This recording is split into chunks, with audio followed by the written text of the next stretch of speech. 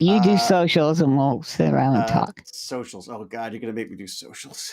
God, I do. You all don't too have much. like a No, I don't like a have. I don't have an thing. automated thing to do it. I have to do each one by hand. It's Can such a you pain in just the make ass one unless and you then pay for it. copy paste, copy paste, copy paste? Well, somewhat, except they're all different, right? They all have slightly different ways of doing Boy, things. that sucks, doesn't it? There's definitely ways you can automate it, but I just, it's one of those things. You know what I should do is I should get ChatGPT to write me a Python code to do it. That's what I should do. That's what you should do. Hello, interwebs. It is I, Hewlett, David Hewlett, and this is Damn Dirty Stargate Abes.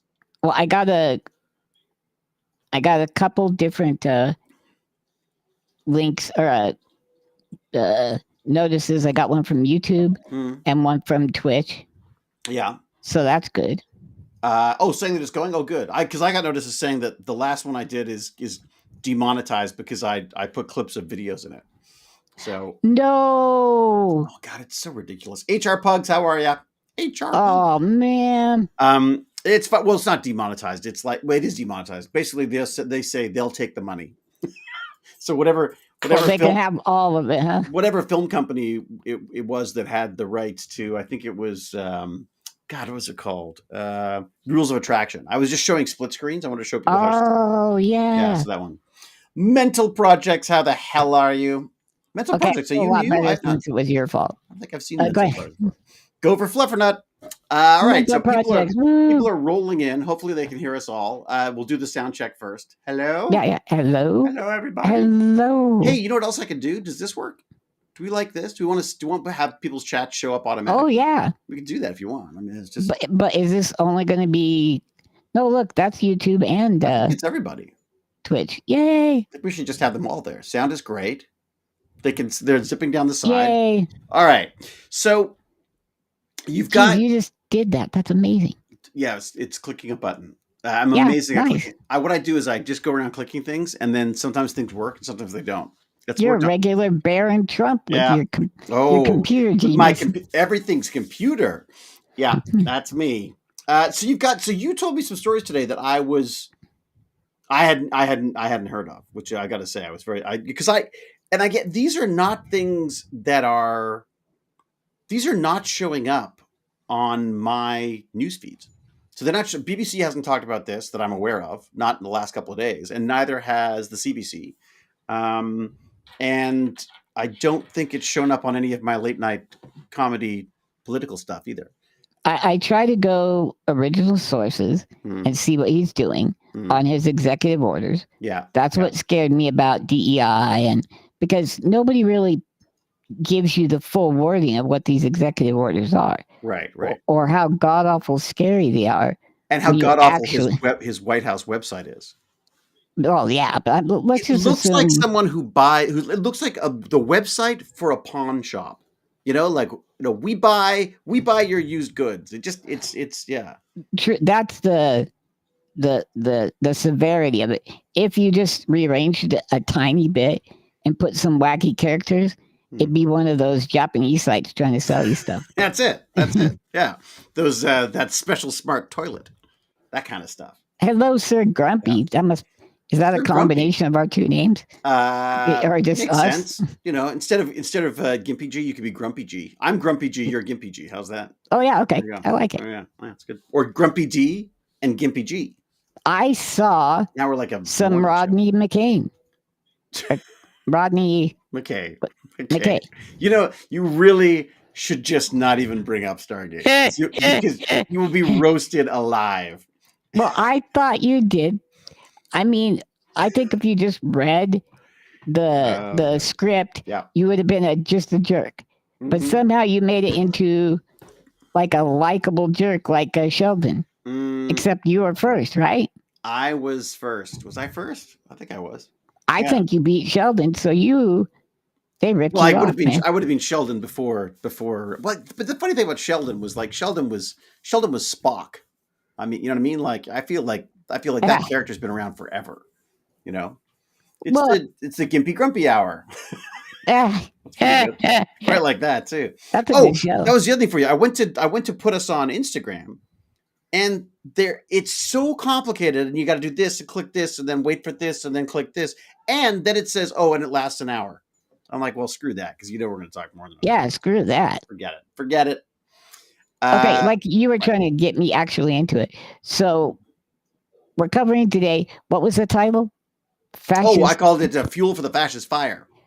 Right, because there is some crazy things going on. I am trying to keep notes, right, for the show.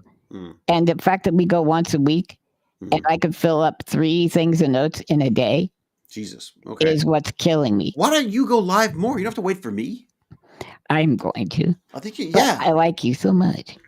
But, you had to make it weird. Well done. Well, I was even going to say something nice about it. Like, I was wondering if I was like taking my fondness of you and overlaying that onto Rodney, and that's why you were a likable character. Oh, maybe. But I don't think so, because you're a crappy guy on Rats.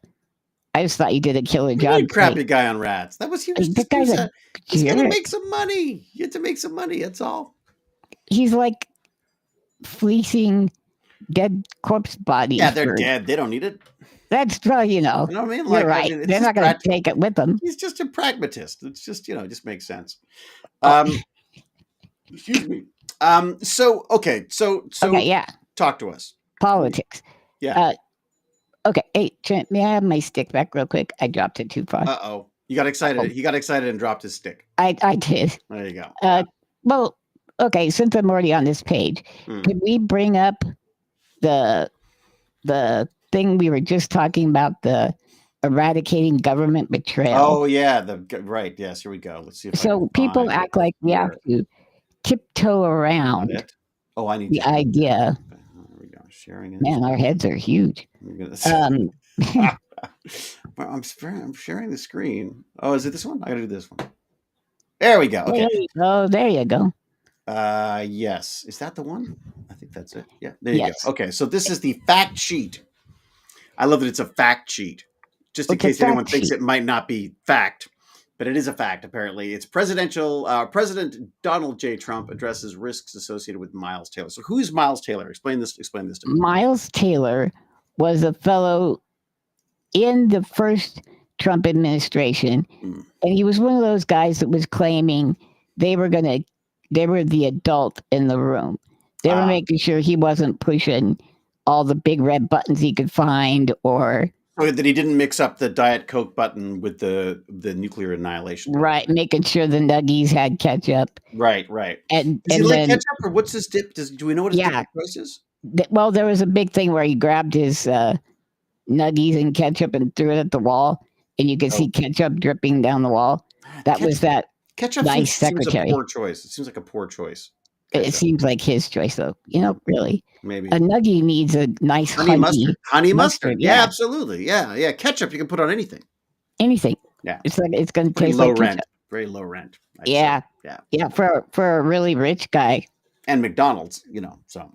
Right. How's he? Look, I'm not going to argue with him about McDonald's. The fact of the matter is there is few things in the world that can taste better at the right time than a Big Mac. Okay. Do you remember COVID? It was a couple of years ago. Was a thing. Vaguely. Yeah. My sister was worried I would die if I got COVID. Right. Yeah. We didn't eat. Reasonable. Yeah. So we didn't eat out for a year and a half, 2 years. Everything was homemade. Wow. She was tired. Yeah. By the time when we came back home, they rebuilt the house, and we got McDonald's, and every last one of us got sick. Really? Wait, so you got sick because of the McDonald's? What kind of sick? COVID sick?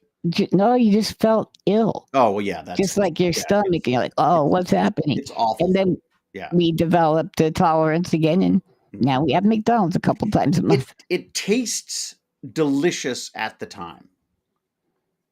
Like asbestos, right? I don't know. I've never tried to eat asbestos, but yeah, it's something that for some reason it hits all the right sensory buttons, but then as you say, sweet, afterwards, it's just like you just feel like I feel like there's like a I don't know, like an alien growth happening in my stomach, right in the depths of your Hey, we got Adam from Australia here. Adam from Australia. Yeah. Wow.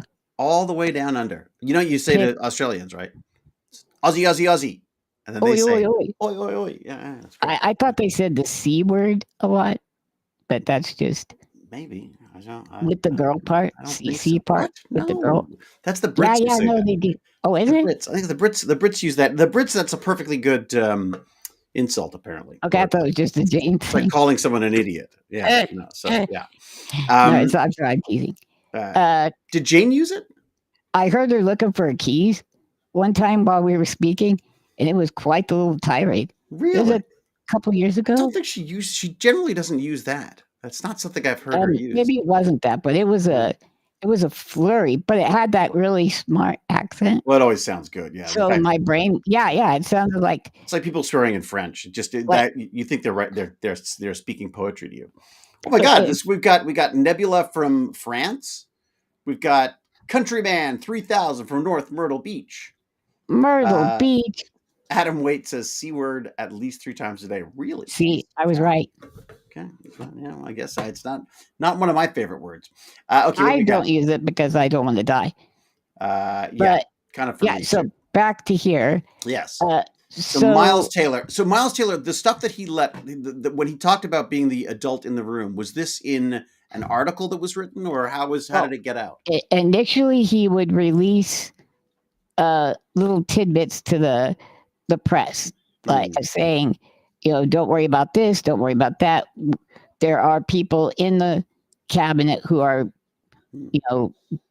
knowledgeable and will not let anything crazy happen. Mm-hmm.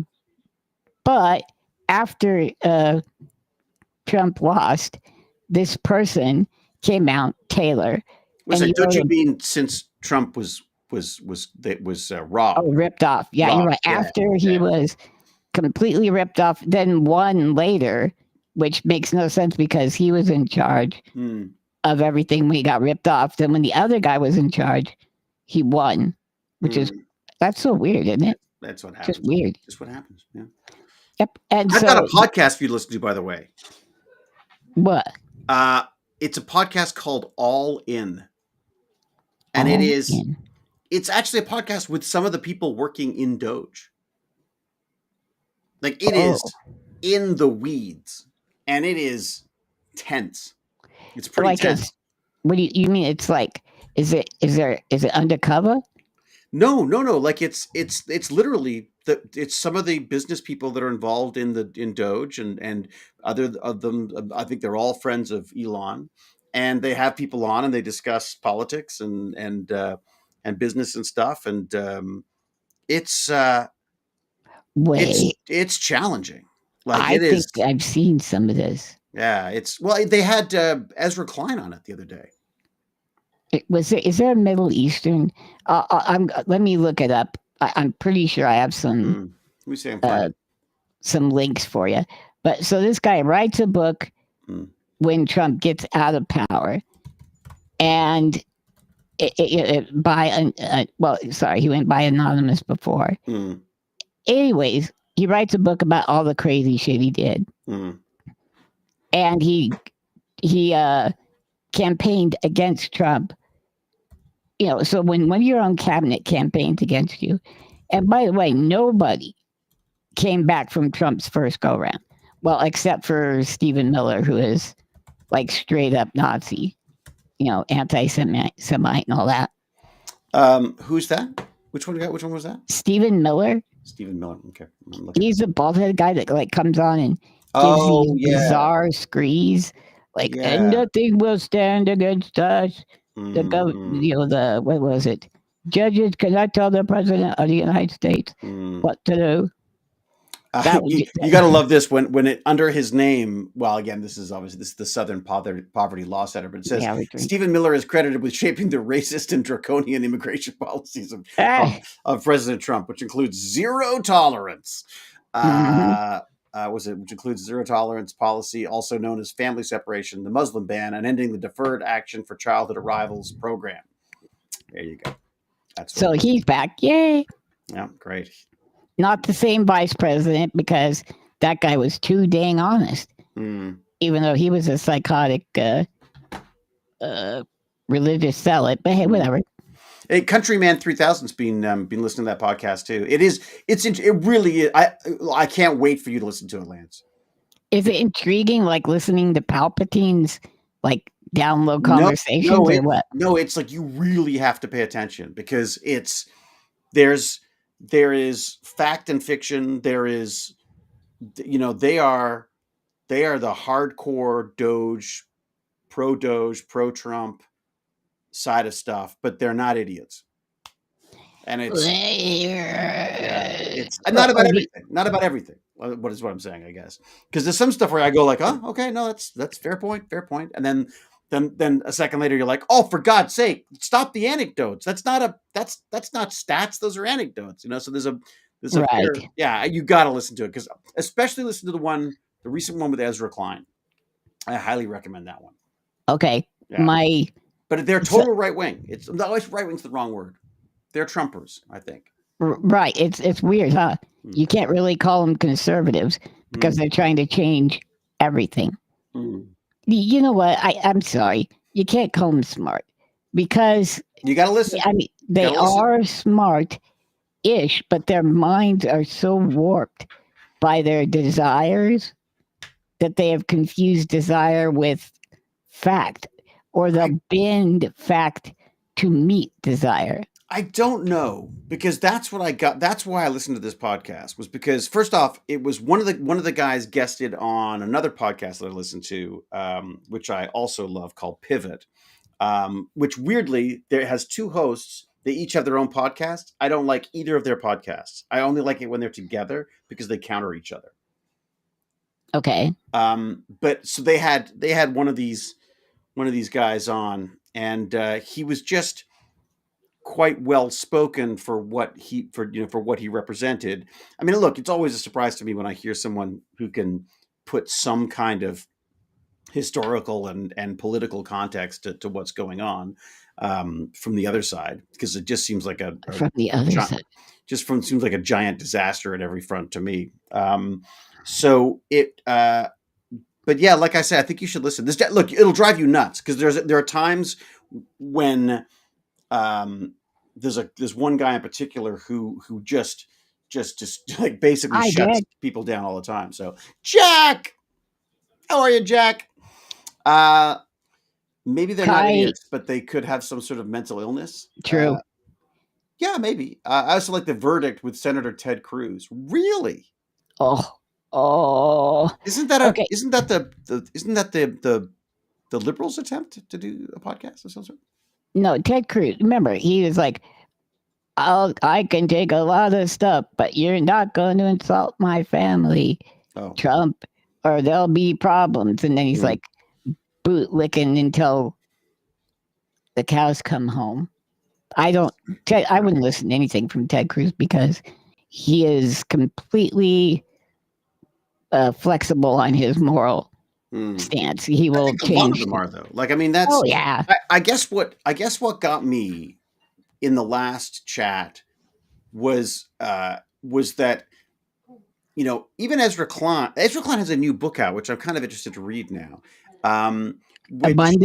Abundance, yeah, where he talks about the problems with the left, basically, and their inability to get stuff done because of these sort of ingrained sort of beliefs and systems that they have, in the same way that the Trumpians have their own things as well. So it's just kind of interesting to hear them going like, yeah, no, you're right, we need to do that, but just it doesn't need to be done like this.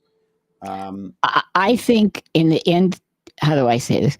When I watched Ezra talk about the book, okay, and then I watched purposefully counters to his book. I think his book in the end would be how, or at least his overall vision is how I would like to see the world, where the rich are, hey, fine, get rich, but you're also going to pay to the society to enrich the society and make sure nobody else, while you're getting rich, starves. And make sure while you're getting just insanely wealthy, getting a yacht that we have to move the bridge so your yacht can get through, and then put the bridge back, that there's people not dying in the emergency room because there's 50 people in front of them. that kind of stuff. I guess what the to play devil's advocate on this, because you know where I stand, but yeah, you're the devil. I'm the devil, right? Exactly. Yeah, exactly. That's right. That's what side I'm on. Is just that there is this incredible. The reason why I think this stuff is being accepted by people to some extent is that there has been this massive amount of spending and bills and such to make things happen, and they don't happen because there are so many.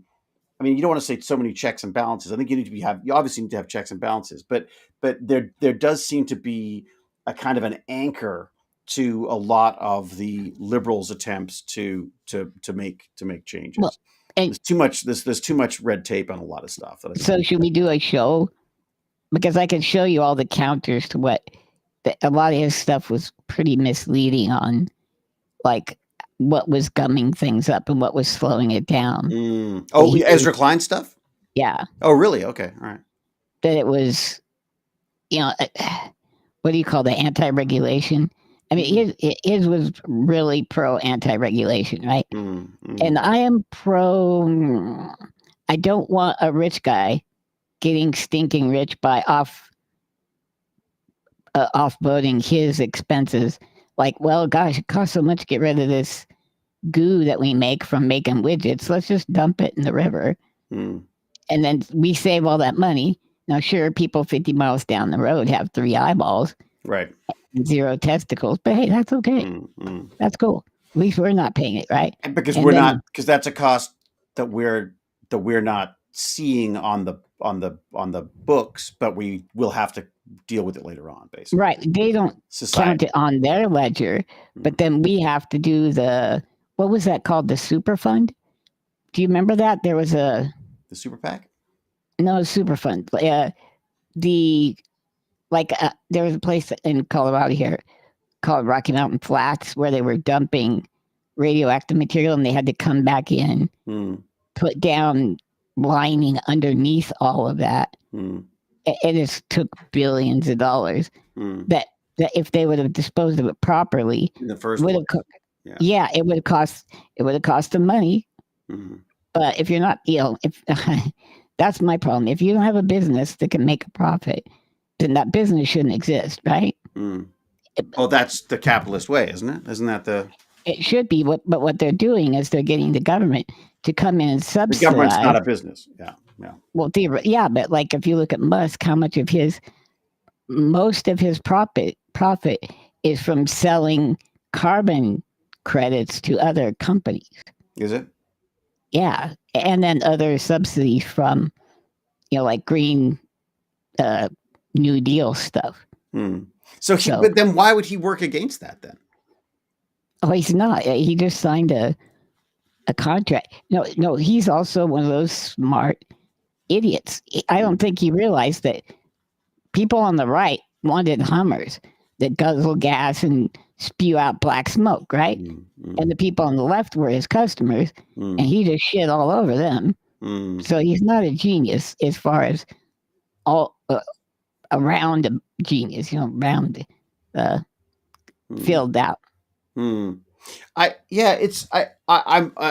can't wait to talk to you about this thing, because I was one of the things that Ezra talks about, which I really liked, was saying, and someone else had said here, just because you voted for Trump doesn't make you a Trumper.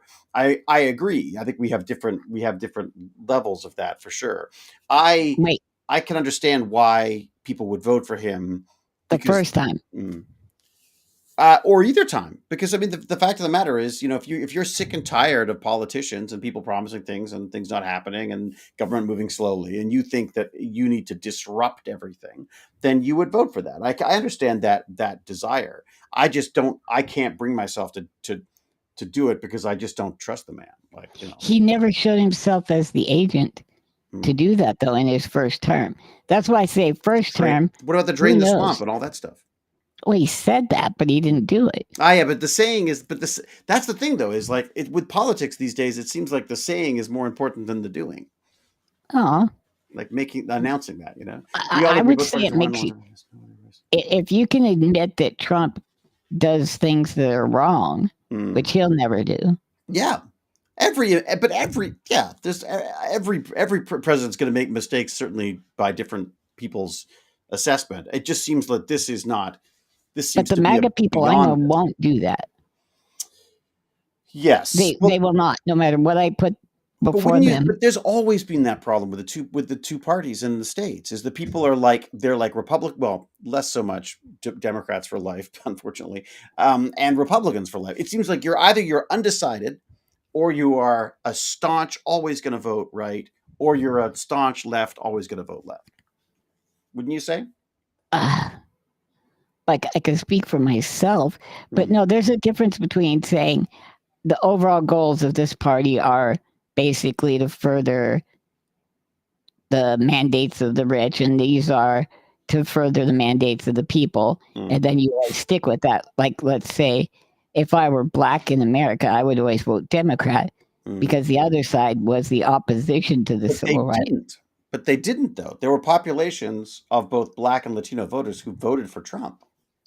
Right, but it's still the vast majority of black voters vote. Is that right? I don't. Yeah. Is that they tend to vote Democrat, right? Okay. And then I used to be independent. Oh, guys, this is a side note. When my mom, I voted in everything since 1988, right? And if my mom took me voting, it was awful because she wanted me to vote her way.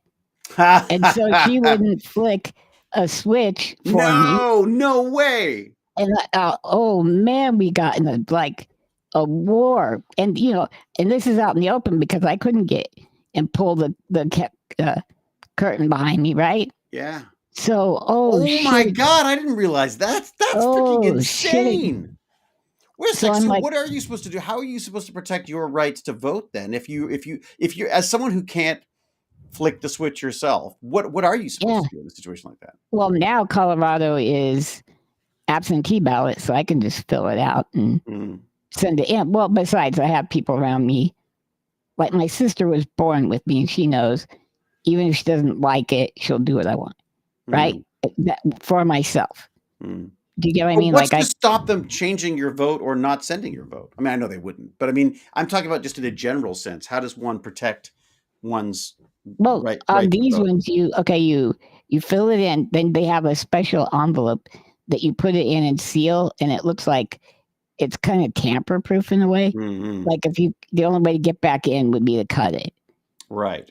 But you are not putting that envelope in. You're not putting that envelope together yourself, though. No. And are you you're not scratching the? I'm not scratching anything on it or anything. No. You have to fill it in with a black pen. So when I'm there and it gets done, Dad, however, so next time, the year 1990, in the far year of 1990, when most people in our chat weren't born. 35 years ago. So then Dad went with me, right? And he didn't give a if he didn't agree with me. They voted for Nixon and were forever hated the Republicans, right? So they weren't going to vote Republican no matter what because he was a dirty no good. Even though now he'd be, a conservative Republican or like a centrist kind of Republican. Anyways, so then Dad would do it. So, and Mom wanted you to vote what? Well, if there was Democrat and then maybe a judge or somebody she knew or whatever, you know what I mean? I see. Right. Do you have to do all is it like California? You have to vote on all the different measures? Yeah, we have tons of shit. Yeah. It takes forever. Jane and I do date night and we sit down and just go through all the information, and that's how we do it. Although we're going to have to vote early for we've got elections here now, right? Oh. Yeah. Did they finally decide on a day on that? Yeah, I think it's the end of April. I think it's April 28th or something like that they're talking about, Nikes, dude, that's 2 weeks.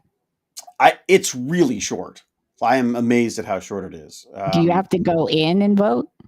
The extreme left. Yes. Well, okay, so you can get this. So you can do a vote by mail. In order to do that, you have to have your documents approved by a notary, and you have to send copies. And I was like, okay, screw that. I'm going to just go. I'll just go. Because I was going to try to just do a vote by mail, but it's too complicated. I mean, I know that sounds silly, but how are you going to get something notified? How are you going to I get a have notary? had that happen. Yeah. I've had to get things notarized. Yeah. To become a teacher was unbelievable. My fingers are all tucked under. I don't know if you remember when I sent you that video of my hands so we could maybe figure out. Yeah. So they're tucked under. I couldn't get fingerprinted. Mm-hmm. So, like, I was like, well, if I can't move my hands, I'm probably not a pedophile. Mm. But we want to make sure I don't have a record of pedophilia. Mm. Or but it's anything. Also not. But it's not just a physical thing, though, right? Isn't it? It's how you conduct yourself as well. Sure yeah, I guess so. You're part right. Part of that, because I did the check for when I was doing Tech Bandits at the school as well, which weirdly they didn't ask for. I went and did it myself because I wanted to have it, but no one ever asked me for it, which I thought was really weird. You know what? Hey, Acadia is an interesting human. What do we got? There is no policy calling to end people's lives, though. If there is, please tell me where to look at it. Then go down to, but it is anyone who threatens someone's life is extreme, period. And then the left are just as loud and hateful as the extreme right. Interesting, hey, Acadia. Let's talk about that. Well, let's see. But these are going to be anecdotal, though. Like, again, I don't know how you can't. No. How do you quantify this stuff? Well, let's just use pure logic. How about that? Let's just go with what's happened. I don't think there's a far right now. MAGA pulled them all back into them. They're a concentrated group. And wasn't that the point of 2025? Was the whole project 2025 was to bridge the Republicans and the further right, Tea Party and the further right? If you remember right, Trump would not say Boogaloo Boys. He said stand back and stand ready. Mm-hmm. He didn't condemn them or anything. Mm. Well, perfectly good votes. You want them just to throw those away? Yeah, just throw them away. What are you, stupid? Yeah. There's upwards of, and then he let people go who actually attacked the Capitol, 1,600 people. That is extraordinary to me. It's extraordinary to me that not only did he let them, what do they call it? Oh, no. Hey, Acadia, is that everything he saw personally? Is the earth flat? Hey, just tell me, do you think the earth is flat? But wait a second. So he let off the people who stormed the Capitol, and then has been pursuing basically the people who were in charge, whose jobs it was to prosecute them. To prosecute them, right? Yeah. And then he also was going after the guy who shot. Pardon. Thank you, Mr. Clean Tracy. That's the freaking word I'm going for. I advise people to sleep more than 4 hours in a night. You make more sense. At least. Yeah. I had maybe 4 hours last night. And then I'll bet you, you probably didn't sleep that much. You spent a lot of time. Anyways, tossing and turning. I'm sorry. Hey, Acadia, you lost yourself in a. No, I saw you go. Chat. I was like, hey. Oh yeah. See, that's the problem with chat. Yeah. That's the you and I and the the ADHD chat. But yeah, there's a lot going on in the chat. There is. Our chat fight with him while I'm busy with David. What are you going to fight? I'd be Democrat because that's my values, but in the real world, Vince, I'm not on either party. I believe they are both wrong. Interesting. They are. I'm they not. Are. I mean, left. It's like that classic quote of, I can't remember who it was, who said, the democracy is the worst form of government. It's just better than all the other ones. I feel like America right now is being run, as my brilliant brother-in-law says, it's just being run like a dictator in Africa. Like, this is not strange to anyone in areas where they're used to dictators or the who is it? Could you move the kitty? What, the cat? Trent, thanks. But the cat, that's I guarantee you that'll be a bump in viewership right there. Yeah, true. True. That little cat butt shows up. Yeah, little cat butt. But you know what I mean? Like, I feel like it feels like we're some kind of like South American dictator, or a Slavic dictator, or one of these people who runs their government with lots of sort of handshakes and wheels and deals and dinners and all that kind of stuff. Right. It feels like and then make sure they get their taste of the action. Yeah. And it's that, the reason why up until now, America has been probably more valued than those people, right? And those countries, because people don't trust that country. But my concern is that is that everything that's happening now is going to undermine all of that, you know? Yeah. I'm sure Canadians will eventually come back to vacationing in Canada, and we'll figure it all out. But I worry it's going to leave a really bad taste in people's mouths, you know? But let me address I also hate Democrats. When you knew from Trump's first go what he was and where he would end up if he got to choose all of his people who were, what they call them, not trustworthy, but loyal. He wanted loyalty over anything else, right? Oh, Kitty again. Let's see. See? No one cares about us. It's all about the cat. No, Kitty. So... Can you poke it with the stick? No, it's probably not a good idea. Yeah. Actually, I fought the kitty with the stick. I can see that. It's fun. Yeah. But then she gets all tough guy on me, steals my stick. So the Democrats, when they got back in charge, they did not take action accordingly to restore what needed to be restored. In Brazil, in France, all these extreme right people, they're in jail. You know, like Bolsonaro and is it Marie Le Pen? Marie Le Pen is she in jail, or she's just not allowed to run for president again? Thought they charged her with something. Maybe the charge was that she couldn't run. We have it in America. In France, not in jail. That's it. Yeah. Okay. In America, I think it's part of the 14th Amendment, something like that, where if you've had an insurrection or, you know, done something like Trump did, you can't run for office again. But we just swept it aside. And I feel like the sweeping was, well, I don't want to step on my own toes when I get in office or something, or I don't want to anger the center. I don't know. They're chicken shit. That's part of the problem is the 4-year system, or even 2-year for that matter, because you have the midterms. I feel like all politicians do is just try to get reelected. They don't actually try to do anything. I mean, look, and again, and I think that's where people's frustration has boiled over into, let's bring in Trump, who's going to tear it all down and start again. There have definitely been times in my life when I felt like, you know, that it'd be nice to sort of just set it on fire and let's rebuild. Sorry, bad analogy for you, I know, because you've done that. No, I'm fine. I'm over that. Exactly. I'm not suggesting you do that again, Lance. I think that the burning the house down obviously didn't work out well. But I guess, and again, I'm not by any means saying that, and we all know where I stand on this is that, you know, I don't consider the Trump thing the Republican. It doesn't seem Republican to me. It seems like it seems like a hey, the cat's back. Help, look at that. Help. That is the way to go. See, come on, that'll be, people will love that. We need Trump in Australia. Yeah, please, you can take him, Adam. He's yours. Send him down under. Indeed. Yeah. Look, and again, I'm gonna just invite people to. I mean, look. Oh no! Say what you're gonna say, but look at David Ford. Help! I'm on fire again. What?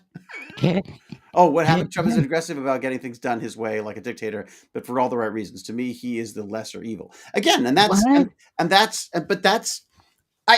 again, like I think we have to remember that the way the world works now, and this online world that we live in, we have an image of the world that is our own little bespoke reality. And I think we can look beyond it and we can look out and try to find other things. But there are people who truly believe this is the way to do it.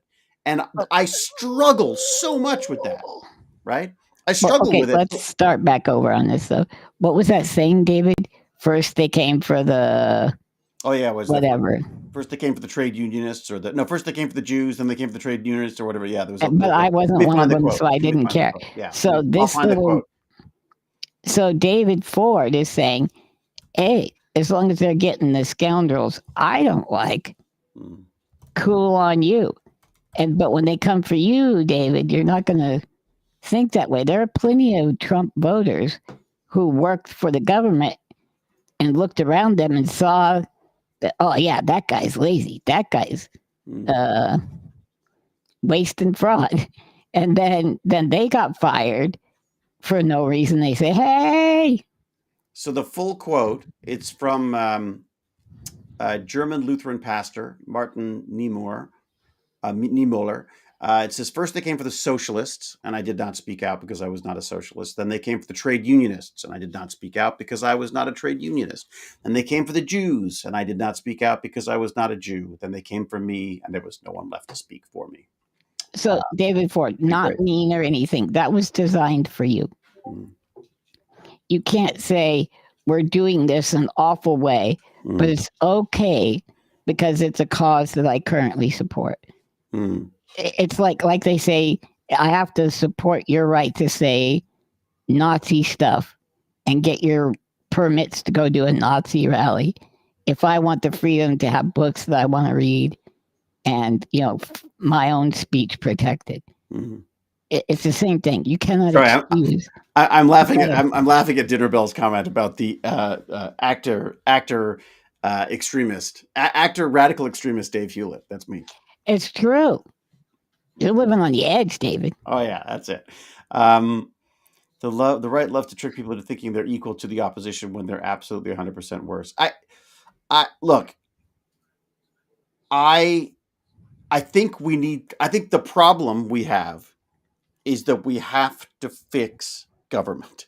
I think everyone agrees there are problems with government. Everyone, I think, agrees that we need to figure out how to make America work. Not great again, I don't understand that. But I think we have to figure out how to make America work. And it has to work in a way that I feel that represents America. Like the reason why I became an American was because of this image I had of America.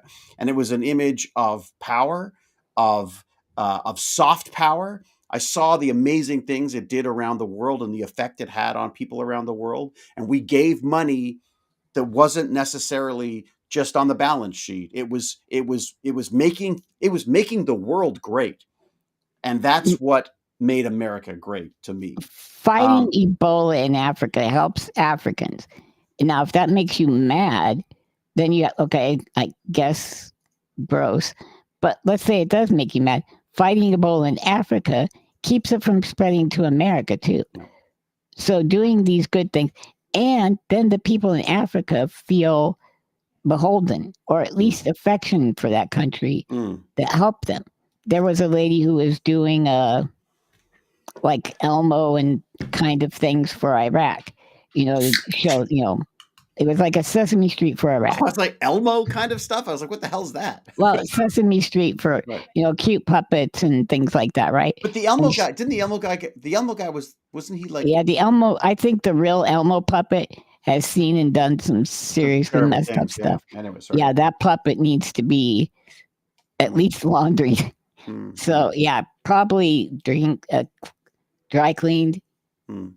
Oh God, yeah. You want that? You don't want to hit that with a black light. No, that puppet's. He's gonna glow like a ghost. But go on, carry on. Sorry. So they were doing things, and then they shut that down, and then the right holds that forward as, oh look, we're paying for Sesame Street in Iraq. Well, what you're doing is there's an entire population of people who hate us, even though we were supposed to be the beacons of freedom. And we liberated them, quote unquote. Mm-hmm. And maybe we did in some ways, but they still don't like us because we shut off their power for a decade. So you come in with things like that, and you teach their kids, oh look, sharing's good. You're a valuable person, and oh look, it was us who did that for you. Mm-hmm. So when they grow up, then they're more inclined to be pro-American, right? I mean. These are selfish things. Wonderfully conniving. It's wonderfully conniving. Right. And at the same time, it's also, I think, such a smart approach. Like I wish instead of like, the war in Iraq, that we just built freaking hospitals. You know what I mean? Imagine that would show them, huh? All of a sudden, they've got water and hospitals and rights, and all of a sudden, ISIS doesn't have a leg to stand on because because people are looked after. We were there for 20 years anyway, right? Yeah. So it'd be much easier to go do what you're talking about. And then once a generation has been raised with us doing all these positive things, then they're going to be beholden to us and not their own government so much. It might topple that on their own. Look, or with a little bit of help. I went to America because that's what actors did. You want to be an actor, you got to go to Hollywood. Like Hollywood's the thing. Look, there's film industries everywhere. You know what I mean? But the reality is that America sells a dream, with reality or not. That it sells this image that you can do anything, that you can make anything, that if you're willing to work hard, you can make it. I think that is a flawed dream for sure. But at the same, because I think it definitely helps. What color of the skin, what your background is, and how much money you've got. There's definitely issues with that unto itself. But still, there was something there that made it real to me. I think that the problem we're seeing now, again, is when you start just going like, look, I saved $100, but that $100 was to give needles to people who need them for HIV treatments, and then thousands of people die, and you're the ones who killed them. I feel like let's just pay for the freaking needles. And again, I think this is why condoms. I mean, again, I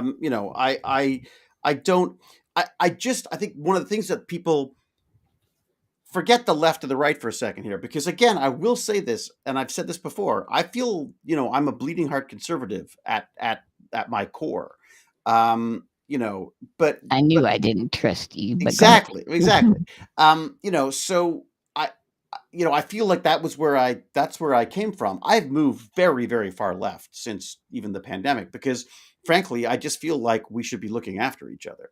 And that's my opinion. I pay my taxes. I obey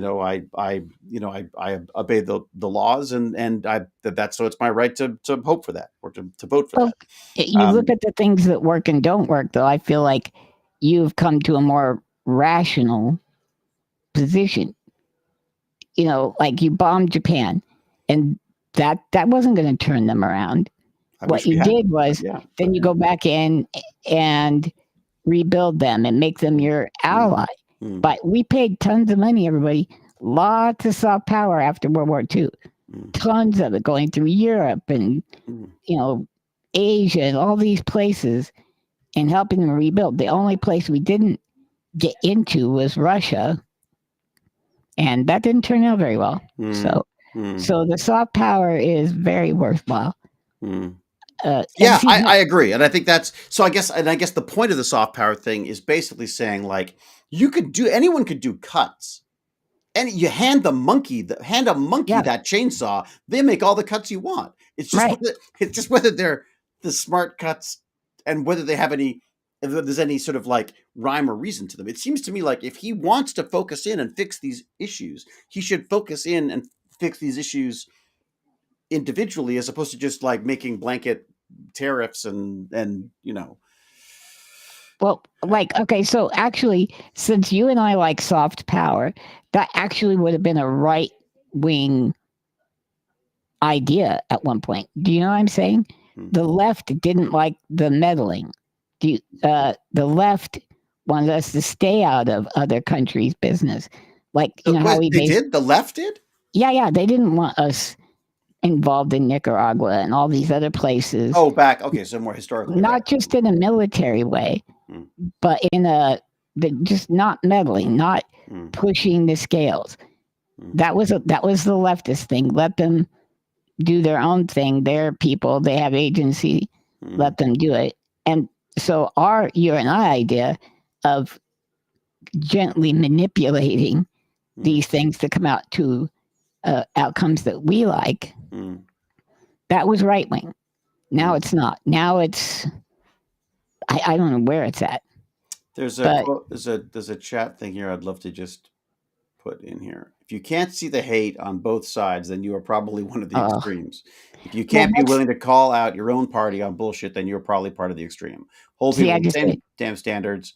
if you're gonna hold one side accountable for everything, hold the other side accountable too. Yeah, I mean, I hope that's what we're doing. Hey, Katie, I think that's kind of the hope. I think we just said it, but Yeah. well, I'm not going to create a false equivalency. However, if one side says drag queen story hour is a bane to society, and we're going to shut down the Kennedy Center to follow through with that, you're a nut.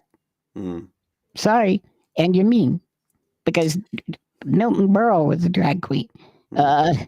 The original acting, they didn't allow women, so all the women's parts in Greece were all men. Am I not wrong? Or am I right? Drag is different. Drag's different than trans, though. Well, but I'm not saying trans. I'm saying they hate drag. That's oh, really? Oh, they don't like drag either. Is that no? They're horrible. Yeah. And what is the concern? What is this absolute? It's I all don't understand this fear of what does it matter? I just understand what it matters. Wait, okay, I'm making people mad. Let's see. Aquanitis says, "Play nice, people." Yeah, try to, peeps. Okay, try to approach. Hey, Acadia. Remember, she said she's Gen Z and independent. Use soft power, everyone. Kind of. Let's build Hey Acadia a hospital. Yeah. But seriously, like I just don't. I mean, look, we can yell. Here's the thing that and this is the frustration I have with my, this is why I'm not on Twitter so much anymore. Is I just feel like you can't win an argument in these kind of situations. There's just no way. The reality of if someone doesn't agree with what we're saying, then the best thing they should do is probably to just not watch, because that we don't have a back and forth here as much as.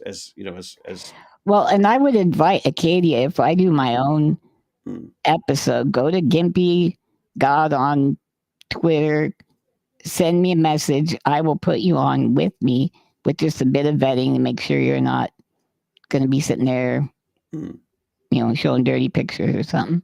Yeah, hey Acadia, I think maybe there's people in the chat who are calling you a Trumper, and I think there's definitely people who, and again, this is part of the nuance of conversation. When you have a face-to-face chat, I mean, not like this, but this is better than the text. It's also like how much of it is like, when people are typing stuff, are they or are they like, oh, like, I mean, it's the nuance is very hard to get from that stuff. So well, and then even hey. Maybe when she feels attacked, she digs in to a position further away than what she would actually take if she didn't feel under attack. Do you get what I'm saying? Well, here's the thing. And that was my fault. Hey, Acadia says they're not a Trumper. They're not a Trumper. Fine. There you go. There you go. Like, I mean, I know there's no point in, and also here's the other thing is it's not like, I don't think people are running around pretending to not be Trumpers to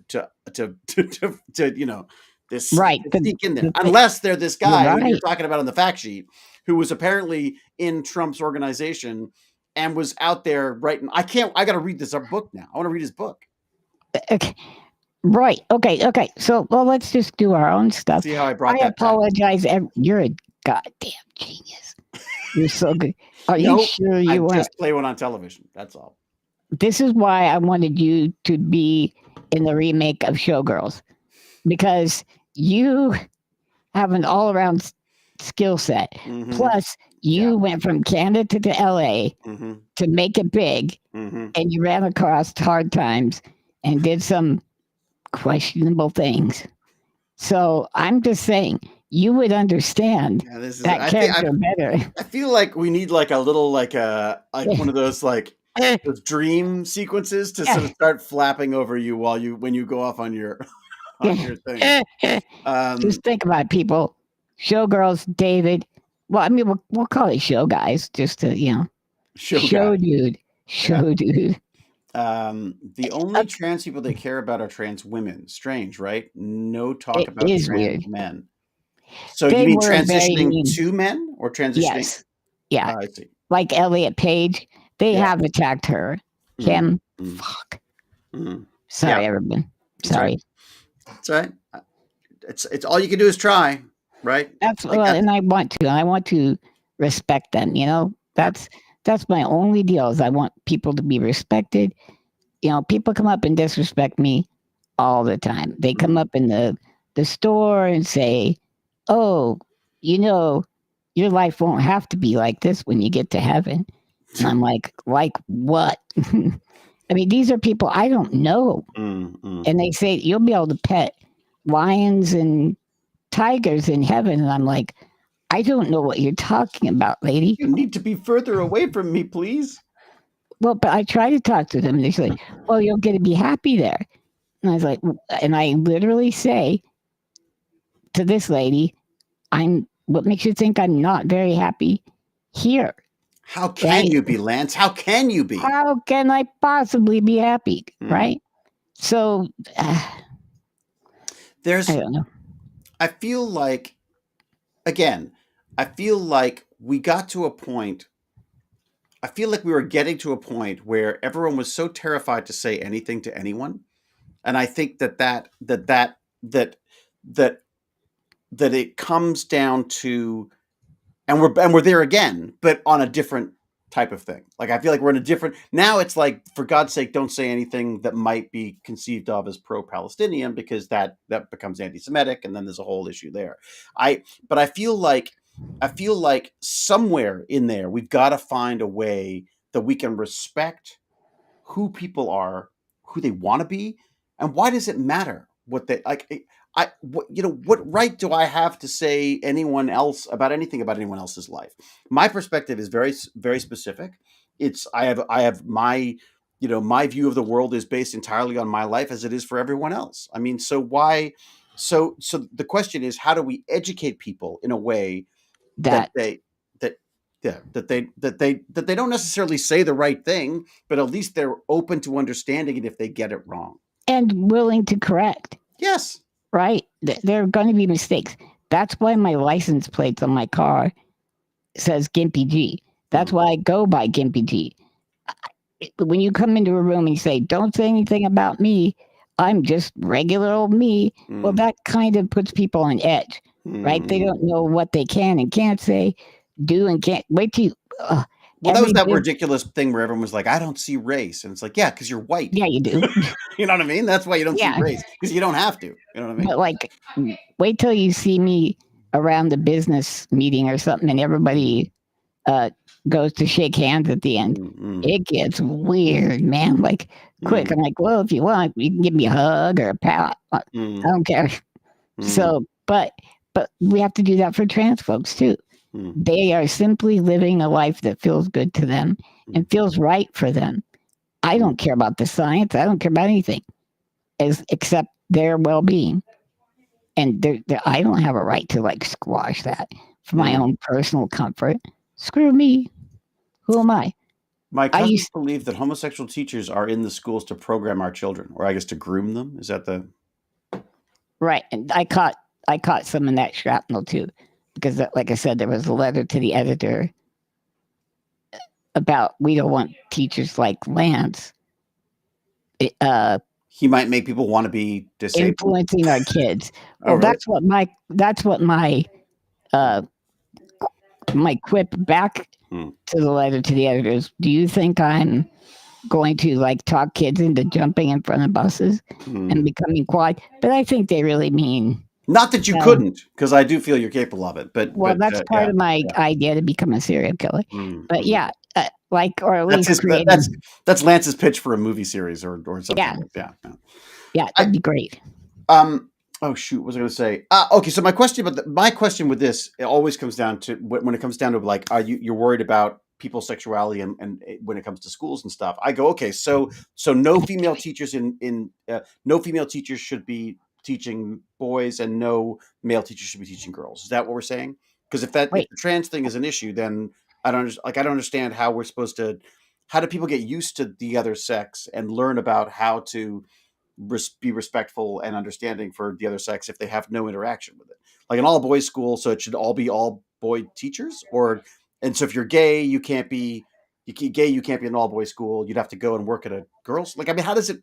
I don't understand what the logic here of this stuff is. I mean, and why is there the assumption that because you're gay means you're going to try to change young boys to become gay too? I mean, well, and if you make a trans man who is currently deadlifting 800 pounds, go to the bathroom of their birth, well, that will put a big old dude with a beard and a mustache in the women's bathroom, right? I mean, these guys don't have. They're very angry, and see, that's where I don't excuse some of the things we're talking about. We go, yes, they're upset, so they're striking out all these weird things. You got to stop being upset. If you find yourself being upset all the time, and that's driving your purpose, like most of my purpose is making other people's lives better. Right? That's all except I want mine. to do. Except mine. You're trying to. You're actively pursuing. Yeah. You were one of those silver spoon babies, so that's it, that's man. I am the punching bag. Punching bag. It's true. Right. Right. Yeah. But I try to keep that just to you. What's up? I'm getting Trenton. Oh, never mind. I'm getting people taken. So let's see. You're getting people taken? What? They're there for. They've come for you. Trenton has been saving me from stick dropping because I've been getting like all crazy, but I think he's getting a haircut. So fancy haircut time. Yeah. So anyways, everybody, if you are Trump adjacent, just think about it. If you're hating all day long, if you're incensed when you think about the other side, just pull back. Also, just how much of a problem is this? Like that's what I'd love to like. How are there that many trans people that there are more people with measles in America right now than there are trans athletes? So think about it. Wow. So you're saying that they might have given them measles? I'm saying wow, that's pretty wild. That's pretty wild. Yeah. Wow, Lance, you went there. I don't know. I'm fine. I call it. Oh my God, we're still got to defend. We're still defending ourselves as non-Trump. Okay, pure logic. Not saying it will happen. Only the more we remix all genes, the more we go back to a more uniform genotype. What? Wait, are we saying good or bad? I don't know exactly. Let me just go out on the limb, even though David's going to play devil's advocate. Damn right, you know it. Eugenics is bad. Yeah, eugenics doesn't work.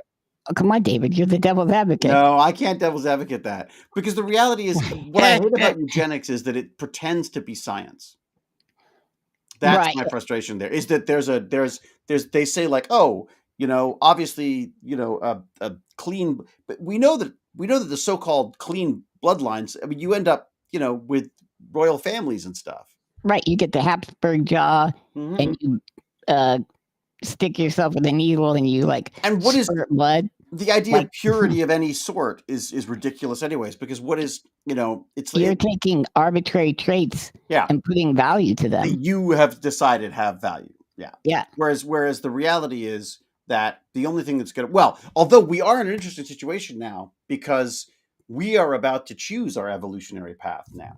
Like up until now, evolution had been handled by the usual where we adapt to our environments and stuff. Now we are going to be able to adapt ourselves to those environments. So all of a sudden, eugenics becomes even more terrifying. Right, especially because I can't think of a way good out of it. Like it will always end poorly, especially while people are racist or bigoted in some way. It will always go very badly. It will go so badly that the people that we eugenically change or change genetically, they will be a focus of hatred. Like if we change people to live on Mars, then we'll call them like dirt lungs and, red planeteers or something. They will be the ones we're against. It'll be so weird. Sorry, I think so pure logic, not saying it will happen. Okay, so that's wait a second. I don't understand. So apparently I'm reading things, not reading all of the chat, so it doesn't all make sense. David, maybe they're saying that as we intermingle and intermix, we'll come up with a more homogenized race, quote unquote. But it won't matter. Look, Europe's full of racism, and you can get two countries next to each other. Yeah.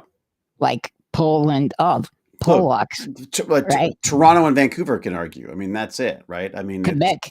Yeah. Everybody knows Quebec. Right. Crazy. So, yeah. So that, I mean, but eventually, the quote unquote mixing of the species, that probably is a good thing, right? Yeah.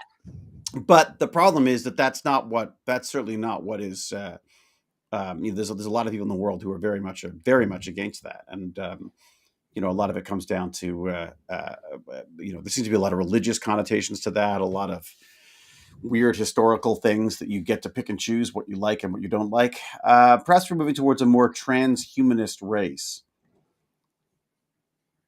Press. Yeah, maybe. I mean, transhumanist. So, I mean, in a way, we already are, in that we can have these chats. We used to only be able to have these chats in person, right, or on the phone. Yeah. Now we're able to have these chats in front of all 20 people or whatever it is. I think in a weird way, I think we have become more at one with our technology than we were before. I think we are in a way. You could argue that the phone has become a prosthetic that we all use, right? Yes. Do you have ability to do a poll on here? Ooh, I don't know. Let's have a look. Because I want to find out how many people are anti-trans without the ability to vilify them. I don't see if I click design, what happens? I'll just tell you guys. I used to feel creeped out when I saw guys kiss, and then I figured out, guess what? People get creeped out when they see somebody feeding me, or if I was with somebody and somebody saw a woman kiss me, they go, what? So I knew, guess what? The world doesn't hear for me, it's here for us. So stand up, stand aside. Well, and I think we need to, I mean, that's where the tolerance comes in, right? Where you go, like, it may not, it may, just because you don't like something doesn't mean it shouldn't exist. I think, and again, I would go back to the left on this as well, is like, if you're making people uncomfortable, that's not always a bad thing. It's not always bad. Right. I mean, it's important to be able to have those conversations without fearing that you're going to be shut down forever because of it. Now, I would argue that happens on both sides, right? I mean, that's, it's. Yeah, I was made to feel uncomfortable in a cozy place because one person, I showed them a cartoon. Okay, it was a trans area, okay? Very positive towards trans. I feel a kinship with them in a way because, let's say they do have gender dysmorphia and their body freaks them out. My body freaks me out, right? I don't feel like that's me. Like the little emaciated Ethiopian body I have. It just creeps me out, especially if I see somebody picking me up and holding me. Right. So I feel this kindredship. I go there, I show them a video. It's a really cute little Spanish cartoon where a boy in a wheelchair gets taken to like an orphanage or a school, and this little outgoing girl starts playing with him, and she like puts a soccer ball up to his foot, and then he can't kick it, so she takes his little foot and kicks it, and she just becomes really good friends with him. And then all the people attacked it and saying she didn't get consent. And I was like, what the fuck are you talking about? He can't consent. So treat him well. Treat him as you wish to be treated. It freaked me out, dude. Consent to play with a kid? Granted, I had my fingers stuffed up my nose in 6th grade because somebody thought it was funny. See, that's not nice. I get that. You probably need consent for that.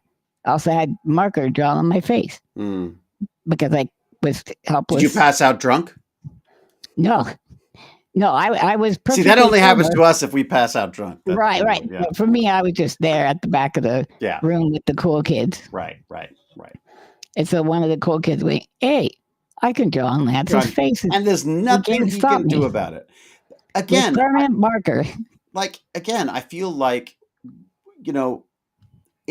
it's one of those things that how do you get? There are some people in the world who are never going to get it. No, they're never going to get it. There's something I would go so far as saying there's something wrong with them, that they don't have that empathy that you need. Right. And I guess one of the concerns that when we coming back to the Trump stuff is that we've got a lot of people making decisions there who are just guided by their own perspective on this stuff and their own place in the world. And a very animal level take on a lot of these things too. Who's strongest? Who's, strong, weak? Okay, weak is wrong. That kind of thing, Well, that's where this whole falsehood of the survival of the fittest comes in. It's not really survival of the fittest. It's just the ones that don't die. Right? Well, what made humans good? Was it their massive brawn?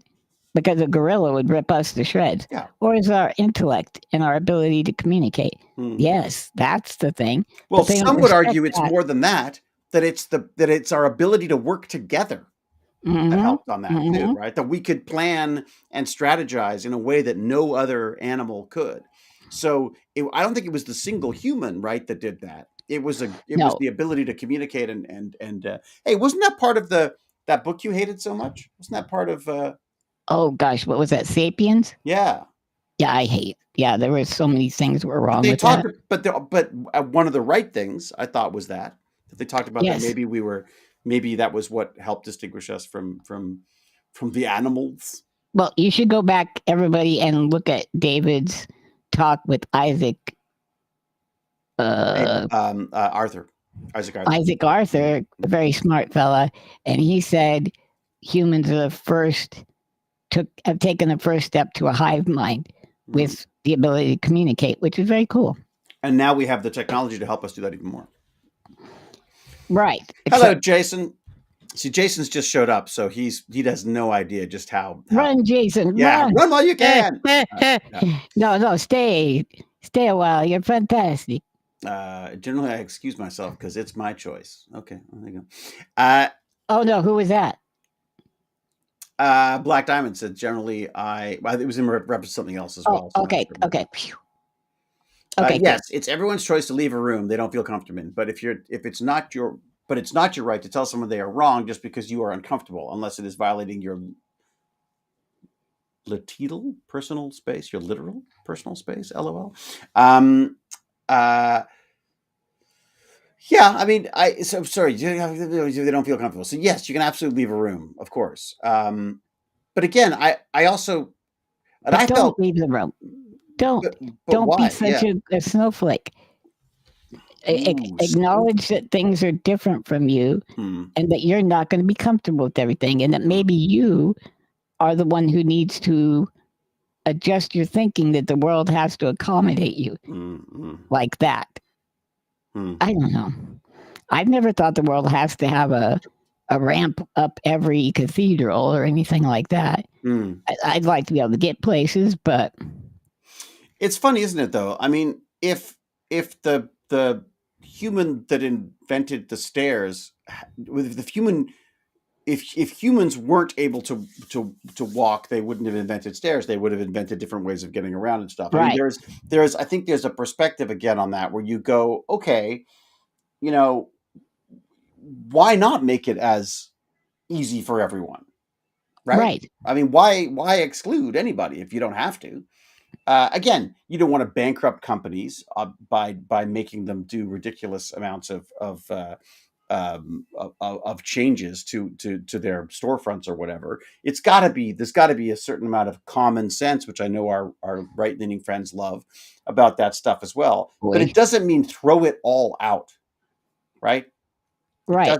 Yeah, that's I think. Well, this comes to my societal thing. Those who have gotten the most from society, say billions and billions of dollars, maybe contribute more back to that same society that allows them to accumulate that kind of wealth. And then the system or the government subsidizes these businesses to have ramps and other things. You know what I mean? Like, so it's not all on the business person. It's on.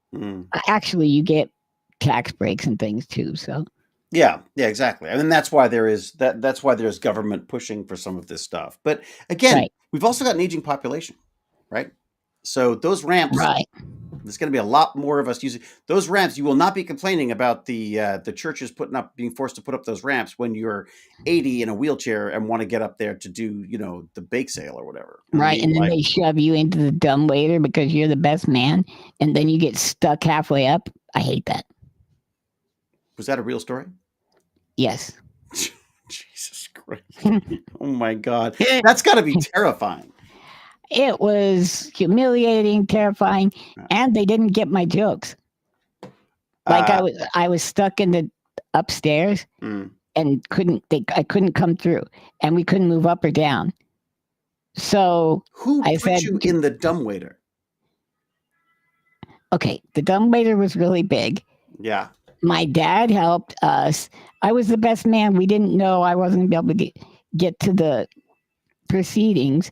Nobody thought about it except for nobody. And so they said, well, they send all the sacrament and all, big things up. It wasn't like there's usually a sign on it that says, do not go into it. It indeed says. Oh, it did, didn't it? So, yeah. So we jam me in there. I get up and we can't get me out. And I was like, no problem. Just make me part of the service. Say, it's time to feed the giant head and things like that, right? And just make me a part, of the hoo-ha. Right. And nobody got it. And then my dad ripped everything to shreds and got me out. Oh, really? He took the place apart? Oh, he just grabbed the edges and just pulled off as much wall as he could until he could get me out. So he wasn't going to leave me there. But now there's a very nice church with a good sized wrecky hole and a giant sign on that door that says do not put wheelchair people in. Yeah. It sounds like an okay idea. Not for people. It is not. Yeah. But this, I mean, I don't know what to say. Jimmy Evo. Look what Jimmy Evo said. I reckon the smart waiter put him in. Good plan on paper. Yes. It seemed like a great idea. It's funny. We had an old house growing up, and there was like a servant's quarters as well as there was the house it was divided in two originally because there was like two different sections to it. And you can have the servants living with the humans. Go ahead. Exactly. But my parents made the strange mistake of having 5 children, so we needed a fairly big space. Anyways, but there was a laundry chute that I was obsessed with. I'm sure. Oh my God! I thought that is a secret passageway that must be used. Luckily, Narnia. By the time I could get high enough to get in it, I couldn't go down it. So there you go. Why? Too big? It was too small. Yeah. Damn it. By the time you're tall enough to get up and into it, you were too big to get down it, basically. You know what you needed? A really smart brother in a wheelchair to teach you how to move something up there so that you could gain the advantage of height. Right. And then slide down head first. Oh yeah, no, I'm sure that would be And then becoming gimpy brother. I think one of my sisters tried that at one point. Do you mean she tried it, or do you mean you picked her up and jammed her in the hole? No, not me. No. Are you kidding? I was like Elmer the safety elephant. I was the most. Really? Oh my God! I don't just play a coward on television. I live it. You live it. That's cool. Stick to the rules, man. There's a dude in my town who rides an electric unicycle. I see him all the time. Wow, that is some serious difference right there. But that sounds cool. Never been a fan of unicycles. It just seemed like a really painful way to get around. It really seems hard on your boys. It does on everything. I mean, that whole section. Boys. I mean, that's the All right. Hey, Acadia is feeling like they just can't say the right thing. So everyone be nice. That's okay. Hey, you're okay. Okay, what do we got here? Hey, Jim the Evo. Let's ask Jim. Jim, how are things at university right now? I don't think you can say. Oh, is he not allowed to say? Oh, is that? I don't know, but I would be. If you don't feel like you can say, don't. But I would say that is one of my biggest frustrations. Is I don't think we should be the America that I decided to become a citizen of was all about voicing your own opinion at the that I may disagree with everything you say, but I'll die for the right for you to say it. And I feel like that has changed so dramatically, through various different slips and slides. But remember that edict or that what do they call them? Executive order says if you don't point out the DEI stuff, you will get fired. Or if you what do you mean if you don't point it out? What how does that work? So you're supposed to somebody got hired because of their skin color or gender or whatever, you have to point that out. But how do you know unless you're in on the hiring? You're supposed to point that out because then they get fired? Listen, man, because they're supposed to be fired. It feels very Jojo Rabbit, man. I'm telling you, it's not an accident. That's why I don't understand. Wow, so Jim Evo says, "I'll tell you offline." That's disgusting. Not Jim Evo. Jim Evo is actually a very handsome man, but he is kind of disgusting because he's good looking. I know he's got it all. Giant, really frustrating, and he's also like funny, he's like a craftsman and scientist. It's beautiful wife. It's true. Jerk. Yeah, true. My what God, jerk. Why do we even like him? I don't know. I think I might go MAGA just to hate Jim the Evo. He burned my house down. He burned your house down, and people still like him. Still like him. Yeah. Okay, so but that's weird to me. Like,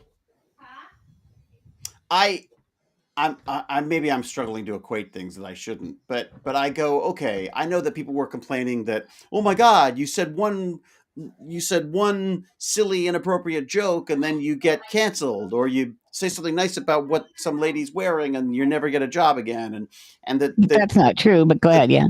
Well, then again, that's but. If you, on the other side, now it's okay for people to not want to talk about politics because for fear that they're going to lose their job or their government funding or their... And that's canceling. That's right. Yeah. Well, or you could even say fascism, but yeah. Yes. Because it wasn't the government saying that before, right? Right. It was just a societal... I think it was a bit of a social media thing where it's just like, you said the wrong thing, you're out. You know what I mean? Like it was a bit of that. And the Me Too movement, as they call it, was just people getting caught. Like, you know what I mean? Like I just feel like, but they weren't Me Too. They were caught being predatorial, assholes. Douchebags. Yeah. Exactly. Yeah. Your father said something uncouth 40 years prior. Yeah, exactly. So that's the kind of stuff where I feel like I feel like that wasn't, I'm not sure that was governmentalized, for want of a better word. It wasn't. No. I felt like that was definitely, I would argue that was definitely more on the left. I think there was a lot of that on the left. But I don't think the response is to like shut down all dissent. So here's a question then. Why is fascism not okay in government, but totally cool in private business and companies? What do you mean? Like you run a business like a dictatorship? Like a big, giant dickhead boss who has you doing ridiculous stuff and that has nothing to do with the job, probably has you doing contradictory things and is in control of your life completely. Time, everything. I would argue though that if it's a choice, if you're a brand that's making whatever, making shirts or whatever, and people discover that you're treating people like crap, they're not going to want to buy your product anymore because they won't be associated with it. Isn't that part of the joy of capitalism? It theoretically should be, but it seems like a lot of businesses, especially smaller ones that are like a diner or things like that. I know of a few small businesses around here where, like the son of the owner has no desire to be there, but he's in charge. Right. And then he takes it out on everyone else. It's gross. Yeah. Yes, you can have toxic boss for sure. Toxic boss syndrome. I mean, you'd see it with directors as well, where you'd have every so often you get a director who just like everyone hated them because they just shouted at everybody and tried to fire people. You know what I mean? Did you ever see that guy yelling at Lily Tomlin? Holy shit! Oh yeah. David Russell. David. Did you Russell. work with him ever? No. Did you punch him if he was talking to you like that? No, I don't think so. I'm one of those people I'm pretty good at talking people down. You're more of a kickboxer. I can just no, but I mean I feel like you could usually diffuse that stuff with some lighthearted humor and stuff before it gets to that point. That said, I've gone off. I've gone full McKay on people before. Like I have lost it on people before. You know, combination of like low blood sugar and people not doing their jobs. I've definitely, I want to see that. Oh, it's not pretty. I imagine it's not. Oh, that's why I want to see it. Not at all. Like a car accident. Again, yeah, unfortunately, a very small number of the left took it way too far. Yeah, I mean, way too far. Okay, but I would also argue that there's also people on the right who don't feel that other people have a right to say anything or should be, or should be allowed to speak if they don't have the same agreement as well. Again, I feel like we're in a left and right thing. I think our focus here, Lance, if I'm correct, correct, is that we're trying to look at things from a disabilities perspective, which is a perspective that I think a lot of people don't have or aren't privy to. So that's a big part of this. And also they should think about. Yeah. And how do we also, is there a way forward where we can actually have a system in a world that is, I don't think anyone's got a problem with an equitable world, right? We're all fine with that. And everyone's happy that everyone should have the same basic rights, and freedoms. I don't think they are. You don't think so? No? No, I think that's part of the problem. But I think, I was told by somebody we're probably going to have as a guest, big time, that he didn't think, what's the deal there? What's the... Do you know Matt Dillahunty? I don't know. No. I'd never heard of him. I looked him up. The Four Horsemen of the Apocalypse. I looked him up. Let me see if I can find a link for him. You know who Richard Dawkins is, right? I do. He's the God Delusion. I love that. Right. Well, he was one of them. Matt Dillahunty, Sam Harris. Matt Dillahunty. Is it Dillahunty? Yeah. Okay. He's an American activist, apparently. What do you have to do to become an activist? Can we just become activists? Spend your entire, the last 30 years being against religious domination of the... Ooh. All right. Okay. The country, yeah. So he's in... Let me throw this up in the chat. Hitchens. Christopher Hitchens. That's why I forgot. Oh, Christopher Hitchens. Yeah. But you still want Dillahunty, right? Matt Dillahunty's the guy you want to speak to, though, right? Well, Hitchens is dead. Okay, he'd be difficult to talk to then, probably. And then Dillahunty has...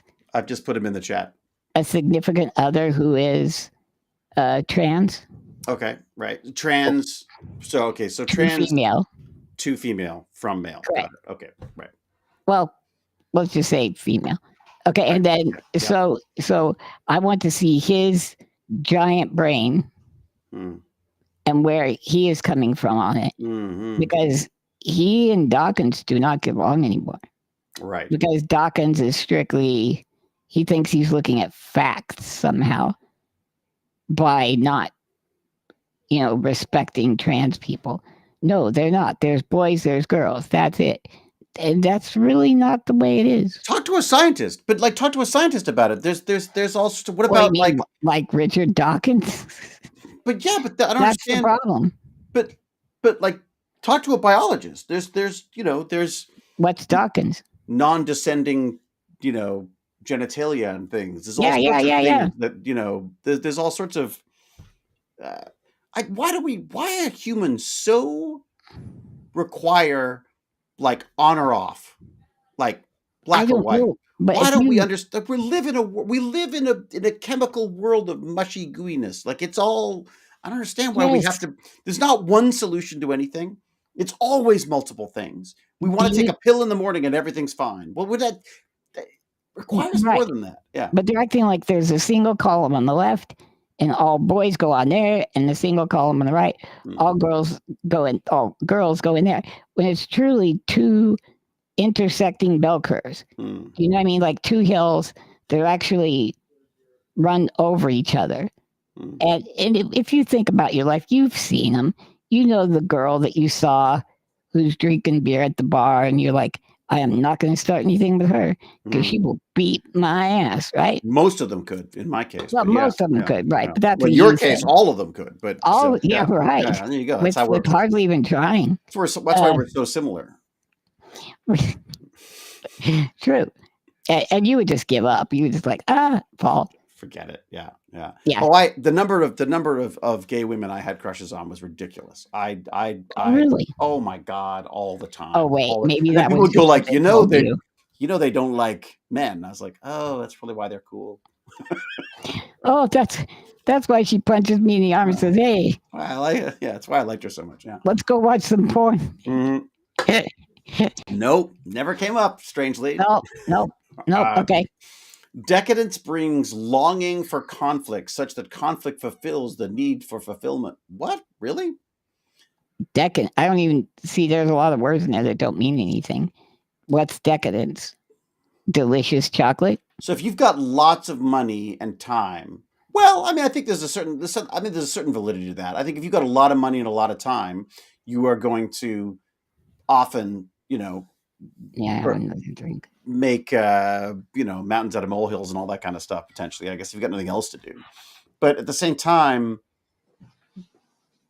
what would happen if we lived in a world where everyone had all the money and what is it called, as Isaac Arthur calls it, a non.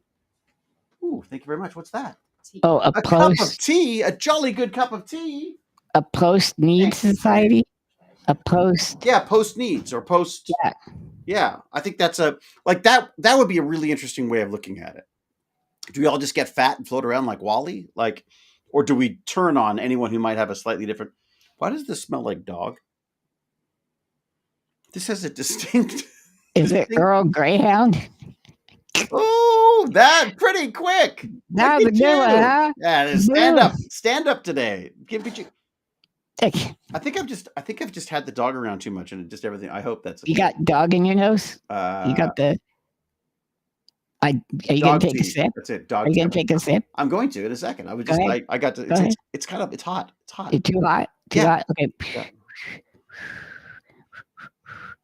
You can talk while I'm sipping. You don't want any. You would hate my life. You know how many hot things I've had jammed into my mouth? Oh my God, that's. It's funny as you said that before. I was like, oh my God, I could totally see that. Too hot. Like, oh my God. It's a Java Labrador. Thank you so much. Not bad. I like my girl, Earl Greyhound. It was pretty good. That was snappy, man. That was like some serious turn on. Oh my God, I have a show for you. Oh my God. Yay. Okay. Wait, I'm missing it. So one of them is Invincible, season 3 or whatever it is. We enjoyed that a lot. Fun. I mean, I feel like it's just never going to end, but there was some really fun stuff in it. Really gory, but nice. The one that we loved was Last Comic Laughing or Last Comic Standing, but the British version. Oh, okay, cool. Oh my God, it's Richard Iowati, who's the guy from the IT Crowd.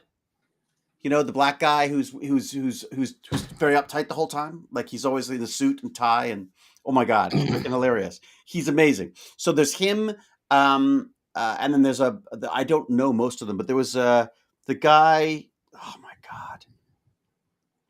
It's a movie. Go check it out. No, it's a series, and we watched like every episode of this thing because basically it's British comedians in a room trying to make each other laugh.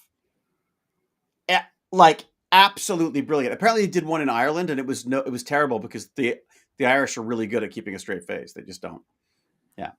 A very fun show I watched with Kevin Bacon. It's a series called Bounty. Oh, really? Yeah. It looked so stupid. Well, he comes back from hell or something. Like, well, he dies as a bounty hunter. He's like Dog the Bounty Hunter, right? And then he dies, comes back, and he has to take demons back for Satan. So he works for Satan. I'm telling you, it's pretty good. All right, okay, I'll give it a go. Yeah, fine, we'll do that. Yeah. I love Bondsman. See. I love Kevin Bacon. I just understand why they make that, but not. They were going to do Tremors, the series of Tremors, and my friend wrote it, and my friend directed it, and another friend directed it, and it was freaking genius. And they didn't. I love Tremors. I know, and it didn't go. Oh my god, it was the best. Like it was the best. Is Fred Ward still alive? I don't know. It was completely different, but Kevin Bacon was in it. Was he going to be that guy though? He was going to be the guy. He was going to be the guy. Wow. Yeah. Elizabeth Zed is very good at keeping a straight face because they're always working with middle schoolers. Yeah. I am really good at keeping a straight face because I work with actors. Actually, I'm terrible. I set people off all the time. Once I've gone, forget it. I'm done. Oh, really? Done. Oh, yeah. Yeah.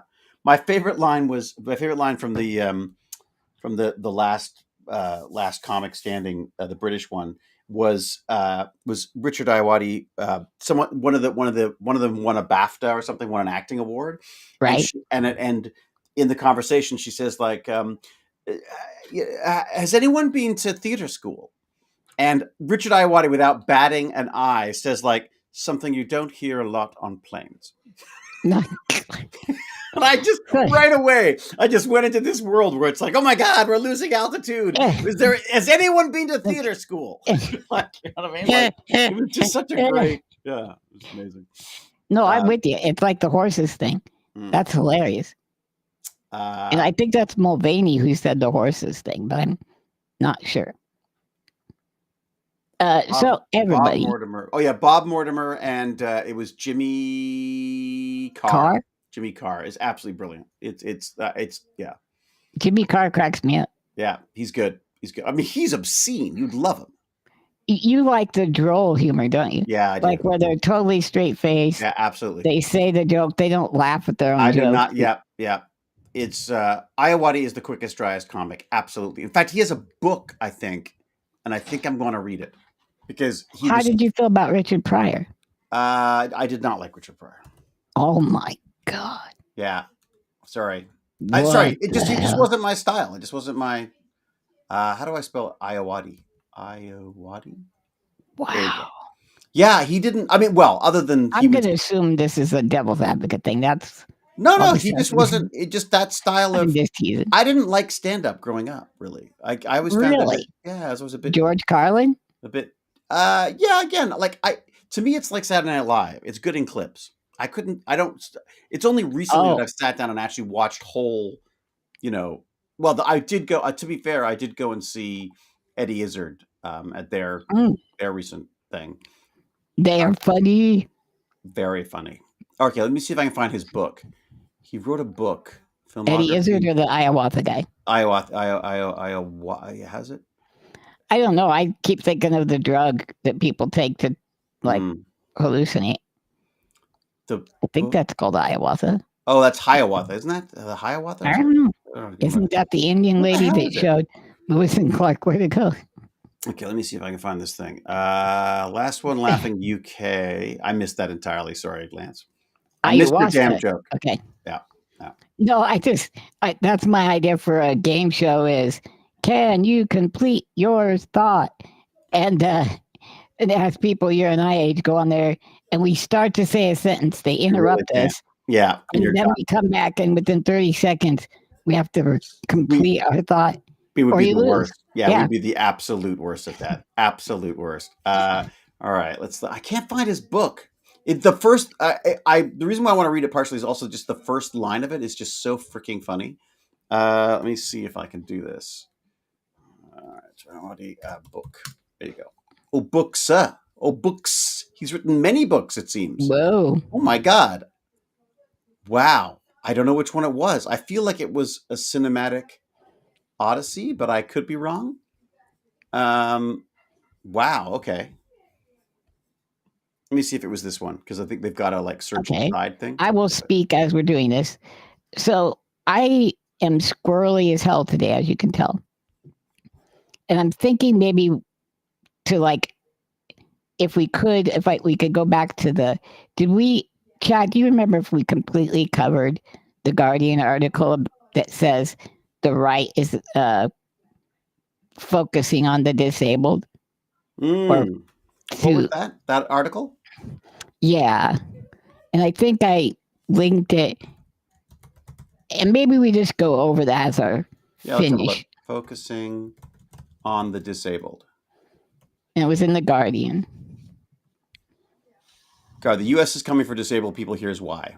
Yes, the U.S. right. Doesn't it say that? The U.S. right is coming for disabled people. Here's why that threatens everyone. Oh, no, the right and the left are the same. Do you want to read a bit of it, or how do you want to do it? Could we pull it up? And we can. Again, if I just read, I'm going to lose my... Okay, and I just don't have the air for it. I'll put it in the chat. How's that? So here's a link to the article, and then this is what I'm about to read. And then if I can, I think, bring it up and we can see it. Let's do that. Window, U.S. is coming, share. There we go. Okay. So this is what it says. I see. They want money first, which I understand, but at this point I've got this subscription fatigue that's bad. Okay. The U.S. right is coming for disabled people. Here's why that threatens everyone. Trump's administration is dismantling disability rights and education. History has shown that this can be a warning sign for all civil liberties. Okay, see, and for me, I don't care about you walkies, but go ahead. We'll read it for all of them. Damn dirty Abes. This is an article by Sarah Novick. 12 days before Donald Trump took office, Charlie Kirk, media personality and right-wing activist, complained on his eponymous... What does eponymous mean? Self-named. I see. Eponymous show about the presence of American Sign Language, ASL, which, by the way, I took a course on years ago. Nice. Yeah, it's really fun. And interpreters at emergency press briefings for the Los Angeles fires. What? He complained about it? Oh, because someone who can't hear should die in the fire. Yay! Another right-wing activist, Christopher Rufo, took his cue on X, calling interpreters wild human gesticulators who turned briefings into a farce. The right-wing theorist and Origins of Woke author, Richard Hanania, tweeting Rufo, declared ASL interpretation as an absurdity. Wow. Boy, but the right and the left are exactly the same, bro. Go ahead. That is... But are they right or are they just assholes? No. They are part of the... Things go through Charlie Kirk and these guys, Ben Shapiro. It actually comes out. Yes, go ahead. But it will be on Fox News too. Okay. Around this time, Elon Musk was skulking around the platform, campaigning to bring back the R word. What's the R word? Retarded. Seriously?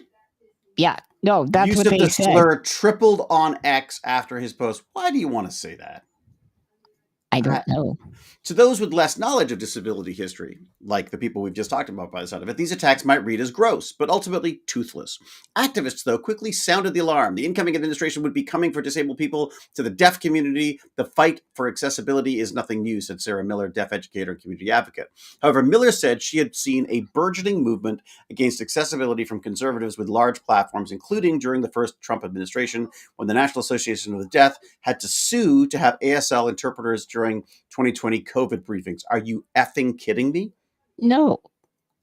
But when looking at the history of the first term of the Trump administration and currently how diversity, equity, inclusion, and accessibility is being targeted, it's not hard to see the correlation. Okay, well, so what is there? But are they saying it's not efficient? Like you can't. Like, do we need subtitles? What? I don't understand. No, it's just ridiculous.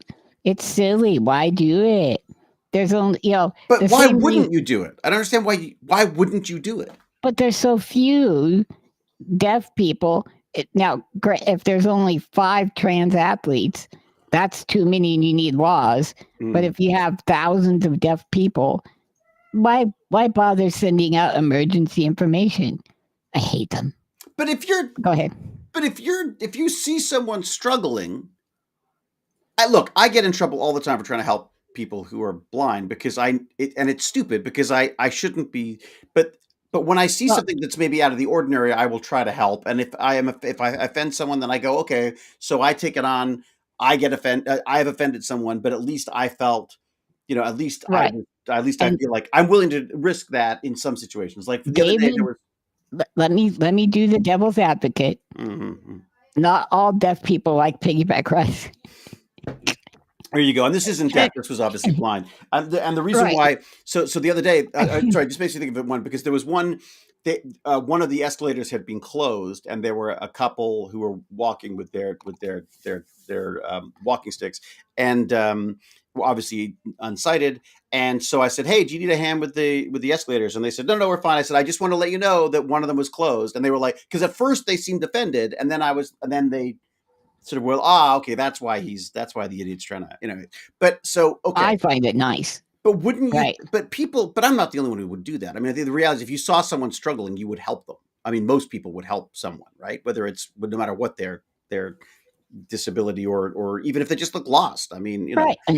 Yeah, exactly. So why not have something in place that would help someone and avoid them being it's the part of alone and of society, bro.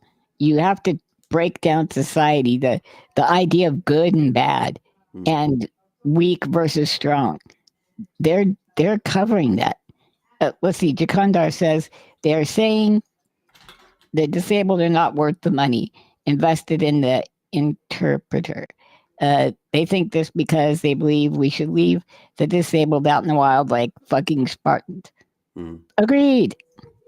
And like the Spartans, we shall. I wouldn't have made the Spartans myself either. They would have left me on the hillside. I would never, I wouldn't be coming back from there.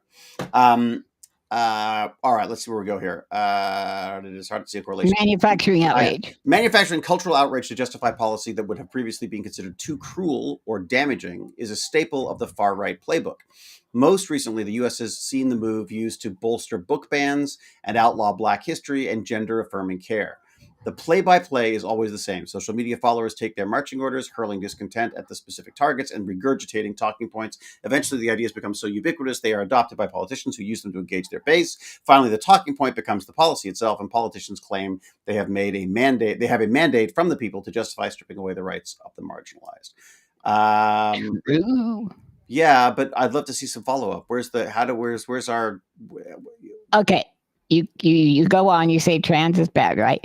And then that doesn't work. So then you say trans athletes. You don't want a woman getting beat up by a man, do you?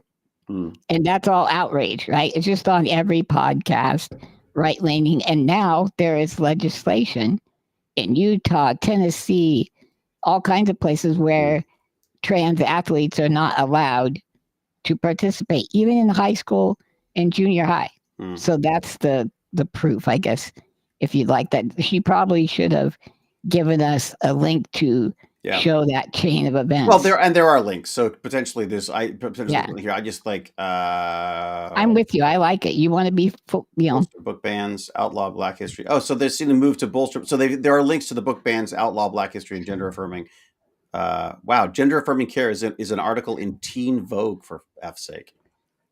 And guess what? It's a really good article too. That's why you were saying Teen Vogue was good. Yeah. Of course, it all comes crystal clear. I thought the worst of you. Okay, fast forward to 21 January 2025, when the accessibility page and all ASL content was removed from the White House website. Then real-life interpreters were removed from the White House and across multiple federal agencies whose accommodations divisions were dismantled under Trump's anti-DEIA orders. It's funny, they don't talk a lot about the A part of the DEI today. If you remember, you and I were like we were doing this weeks ago. We were doing this in April. Or, I'm sorry, March, February, very beginning of March, you and I were using A. Well, you added the A. I hadn't thought of it. Yeah, thanks. Well, I wanted to give you the credit, throw you a biscuit. That's nice. Yes, I'm an amazing person. Simultaneously, disabled children's rights to education is under fire. On 20 March, that's such a British way of putting it. On 20 March, Trump signed an executive order to dismantle the Department of Education.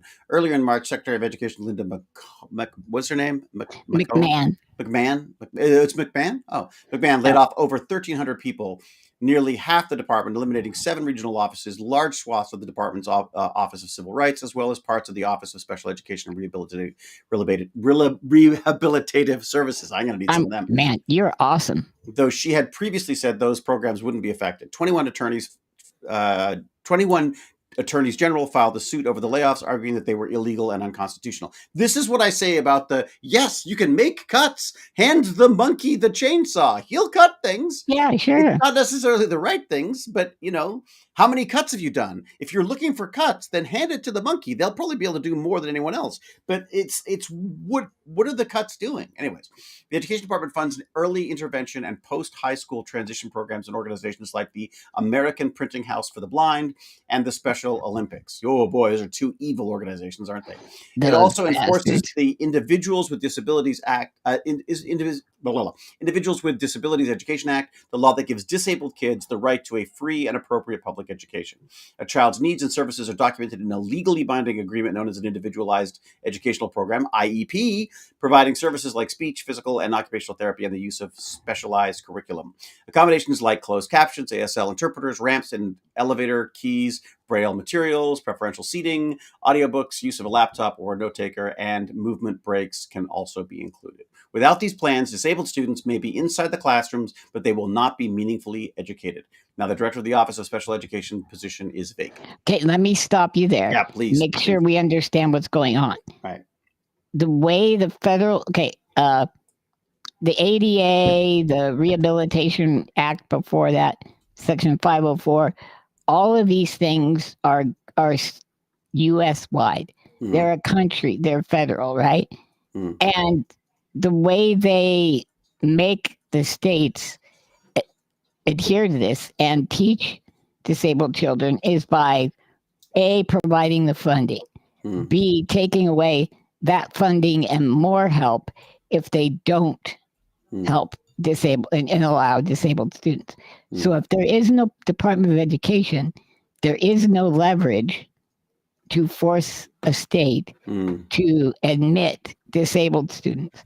You could just say they're too costly.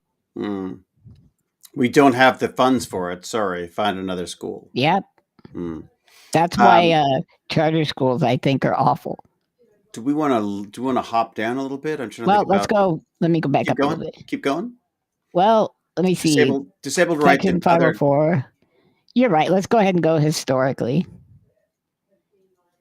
Disabled people's rights in the other government spaces are also under fire. The lawsuit, Texas versus Becerra, calls on a judge to declare Section 504 of the Rehabilitation Act of 1973, which prevents the U.S. government or any entity that receives federal money from discriminating on the basis of disability unconstitutional. If the law is struck down, basic rights and services for disabled people like seeking treatment at a hospital or Medicaid accepting doctor's office, being hired to the federal workforce, entering a government building, and more will be at risk. Wow. Right. So that was another thing. They use, like, if you get federal funds, your private company gets federal funds, and you're found to be a discriminatory hire, right? That you don't allow disabled people even a chance to interview, then you get your butt handed to you, right? But now it's the opposite. You'll lose the job if you were hired. Exactly the opposite. And that will eliminate me from ever getting a job, because why would you, or people like me, probably not me because I'm completely brilliant, but still. Right. Yeah, not you. They're not coming for you, right? They didn't come for me. But okay, so wow. Yeah. I don't even know how this works. Like I how does it so are you, the assumption is that if you are disabled, you didn't deserve the job. The job. Right. You could have found somebody more capable of the job. Right. Because they could walk, were white, and were male. Right. Right. And that's anybody who's outside of white male is going to have, get the stink eye. Right. So historically, the way a government treats, should I keep reading? Is that? If you don't mind. Not at all. Are you okay? Yeah, absolutely. So the canary in the coal mine. Historically, the way a government treats disabled people can be an early indicator of its broader social policy intentions. Yeah, it's like also how we treat our elderly. Great example, which I guess is a form of disability for many. For instance, disabled people are the proverbial canary in the coal mine with respect to the effects of global climate change. Disabled and older people face significant barriers during these disasters, such as an inability to evacuate or access important information, said the MacArthur Fellow and Disability Visibility author Alice Wong via email. As someone who is ventilator dependent, power outages are a concern. Yeah, I'd think during storms or wildfires that trigger rolling blackouts. I am privileged enough to have some backup batteries, but they would not last more than 1 or 2 days. I guffaw, when federal and state agencies give advice such as preparing a go bag and stocking extra medication, because that is simply out of reach for many disabled people. Recent wildfires in Los Angeles. Can I give you a story? Yeah. Just to break it up a little bit? Yeah. So we get a call, and same day they're going to shut off our power for 24 hours, right? And this is at a time that if I'm not on the computer and I'm by myself, I can't contact anybody. So he talks to me, and I'm very, like, I call him back. I say, this is what's up. Can we get a week so I can make sure somebody's here? Nope, we're doing it today. So then asshole Lance broke out. And I was what? Like, we're doing it today? They just said that? Yeah, no, we're just doing it. We're doing it. And I said, no, you're not. And he's like, yes, I am. And I was like, want to bet? And so anyways, they didn't do it today. But I had to be a complete dickhead, go to the mayor, I ran for mayor, so I knew some people. But no, you didn't have to be a dickhead. You just had to fight for your rights. Well, but that's got to be exhausting, though, isn't it? It is exhausting, dude. You get goddamn tired. Why can't I just call up and say, dude, please, I need a day or a week so I can plan. Make sure you just tell us beforehand so we can take appropriate steps. And instead, you're an asshole trying to get special treatment. You are trying to get special treatment because it's important for your survival. But they're acting as though it's special treatment in a spoily kind of way. In a, the world revolves around me, but whatever. It wouldn't hurt him a bit to move it a week. It wouldn't have done anything to him. He was going around the city and doing, replacing wires. But anyway, so that's the kind of thing where I'm just giving you a real world example that, and this happened well before Trump ever became a thing. It's something I just don't consider. I mean, I really just don't. It's not. You do not consider the disability aspect of this stuff, and not only just your disability. I mean, any disability. Right. Like, right. What are the differences? I'm actually well off. Somebody who can't talk, who I don't know. All right. So recent wildfires in Los Angeles provide one such example in the tragic story of Anthony Michel and his son, both wheelchair users who called for help but were instead left to die. Oof. That was the father and son. He wouldn't leave, would he? The son wouldn't leave. No. Fuck. Leaving disabled people behind is not new to the American political landscape. The U.S. has a history of eradicating the disabled. Eugenics, the pseudo-scientific, as we were saying, belief that humans should breed for desirable traits and suppress the undesirable ones. Yeah, that's what we've done with dogs. Look at those weird ass. Yeah. Rose to popularity in the U.S. and globally during the late 19th century, used very effectively by people like, Hitler. The first eugenics-based law in the world was passed in the U.S., Indiana's 1907 Act to prevent the procreation of confirmed criminals, idiots, imbeciles, and rapists, targeted disabled people in state schools and institutions, and incarcerated people by mandating sterilization for criminals, idiots, rapists, and imbeciles in state custody. The Nazis, there you go. The Nazis would go on to praise the U.S.'s codified eugenics and racism in their 1934 handbook. So I want to make sure everybody understands. The Nazis took a page from our book, America. Literally from their 1934 handbook. I have never heard that before. Holy crap. Just so everybody knows, somebody like me, or how many people have called you an idiot, an imbecile, or moron? Well, my wife almost daily. Right. See, and then she would have the legal right to have you castrated, dude. Sorry. There you go. Oh, yeah, or worse.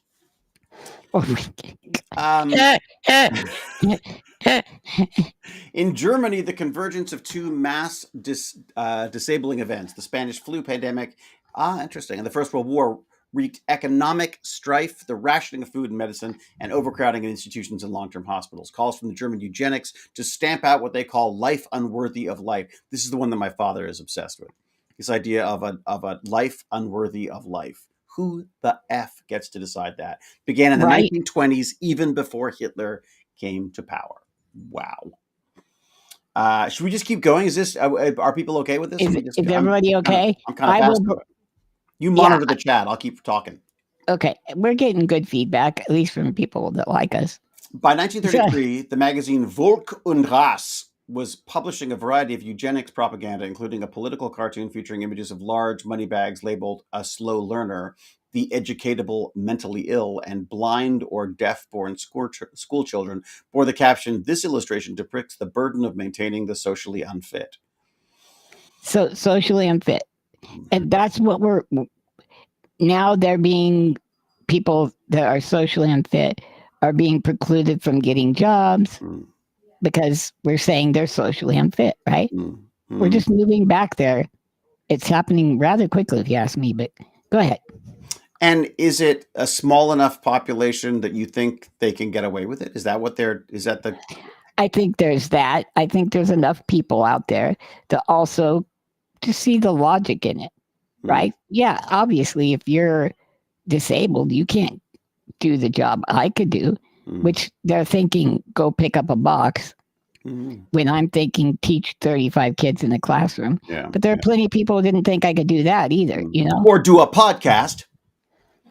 And but they literally, it was like, oh, you can't grab a kid and do something with them. It's like, well, you shouldn't either. So let's move on from there.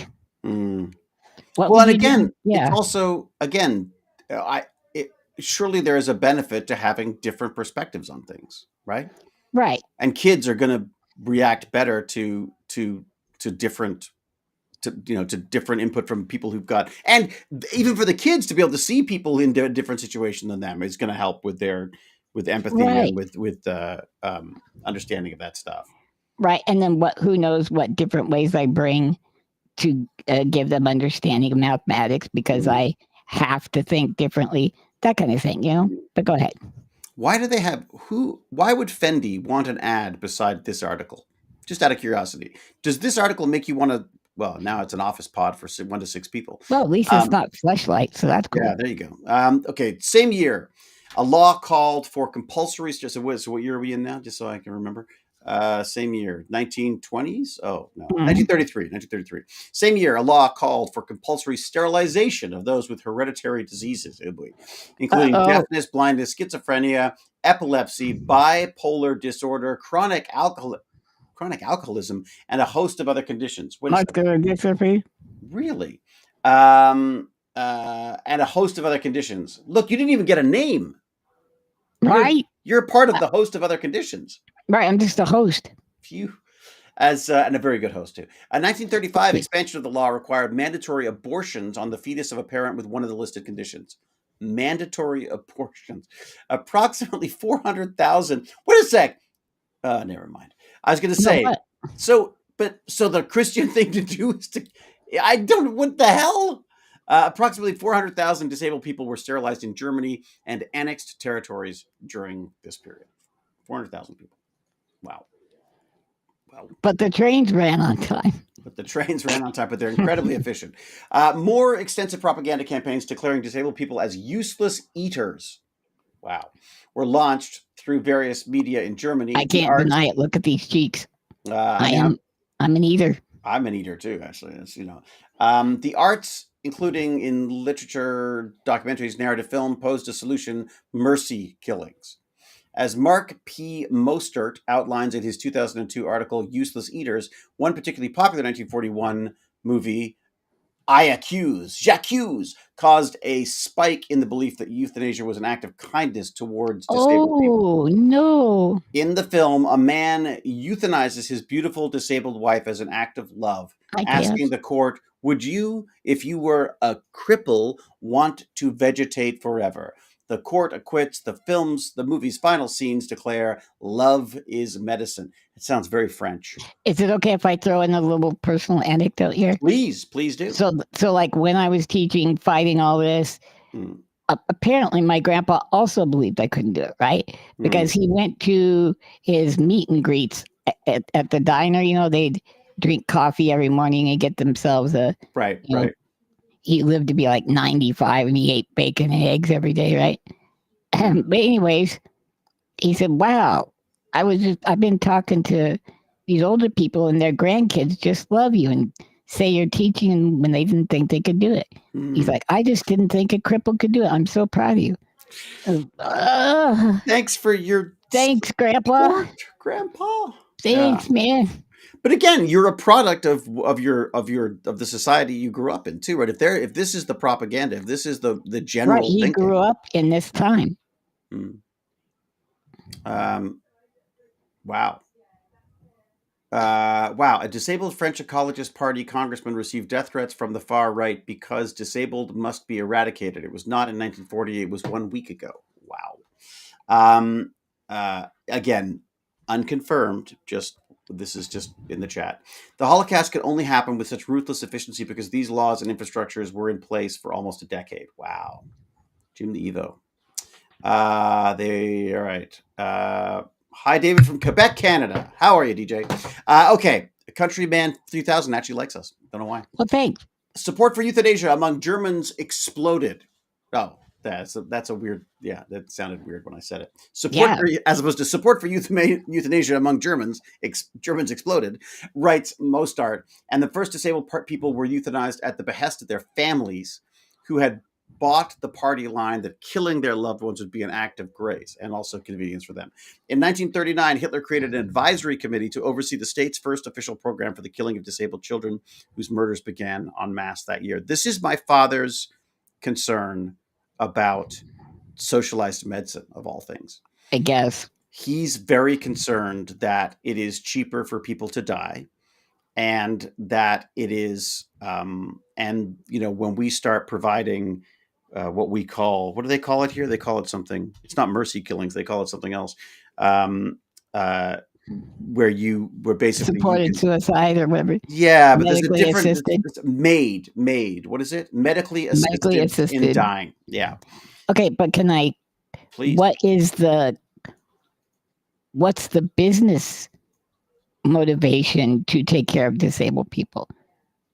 There is. Do you know what I'm saying? What? Right. Yeah. Right. So it's either going to be social, making the determination, or it's going to be cold hard business. I'm not sure where your dad's coming from. Yeah, that's interesting. I mean, I think his concern is not that his concern is this life not worth living type thing, where he worries about any kind of a government system. Actually, I keep coming back to my dad. I don't know why. I mean,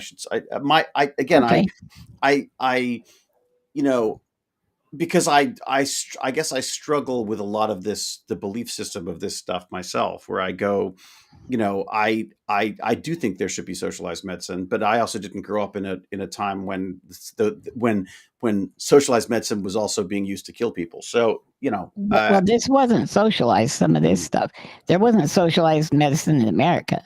No, but I mean, I'm saying like a government system, a government making those decisions in like Germany, basically. So he just doesn't trust government.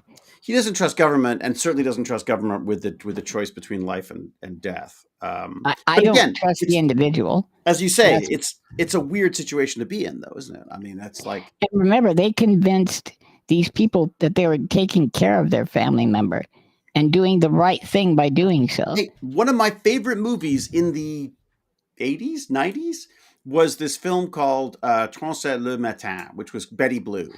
And the premise of that was basically he's in love with this crazy lady, and no spoilers, but actually no, total spoiler. At the end, he kills her with a pillow because she's basically a vegetable, right? Right. And that seemed romantic when I was a teenager. Yeah. Well, yeah. And then wait, what was that one called? Something and Treacle. Brimstone and Treacle. Yeah. Yeah. Which is a different weird backwards take on it. Wasn't that like so he sexually assaults the girl And it made her better. But she got better. It's funny that came up in my list of films a little while ago, and I was like, I don't know that I want to revisit that one. Okay, so the program quickly expanded to encompass multiple killing sites as well as disabled adults across German territories through the program Action T4. The Nazis. And this is in France? Interesting. Action? What? No, it's Germany, isn't it? Is it in France? Oh, Germany. Sorry, I'm reading the story. I'm reading the I'm back. Oh, go ahead. Yeah. The Nazis' gas chambers were perfected using disabled people. Oy. Wow. Their officials first created the cover story that patients were being sent to take a shower, where they were poisoned with carbon monoxide gas and sent to crematoriums. When carbon monoxide proved too slow, the methodology for gassing via cyanide-based Zyklon B was tested and fine-tuned on disabled people. Protests from Catholic bishops stopped T4's public programming in 1941, but by then the gassing of prisoners at Chelmno and Wannsee conference to establish official policy of mass extermination against Jewish people were only months away. The T4 mandate, too, continued more quietly until 1945. The program is estimated to have killed about 250,000 disabled people, 250,000 disabled people. So you get where I do not feel too obligated to both sides these things because I really see a direction that this is going, and I tried not to. During the whole first Trump administration, I kept away, no, he's not really doing that if it came to that.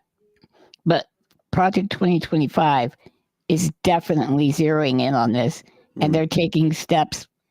Is it mentioned in the article in the 2025? Is it part of it? I don't know, but it's definitely geared in to make a society a lot like Germany and America back in the day.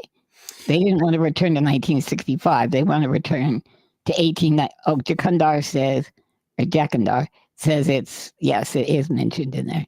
It is. Okay. It's one of the things I've got to go through.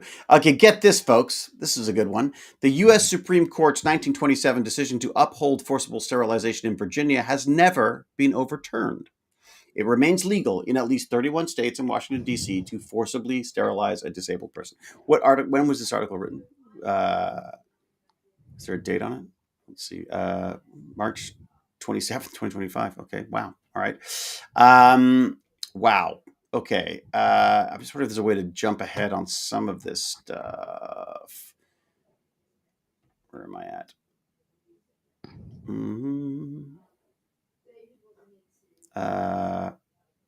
How much longer do we have?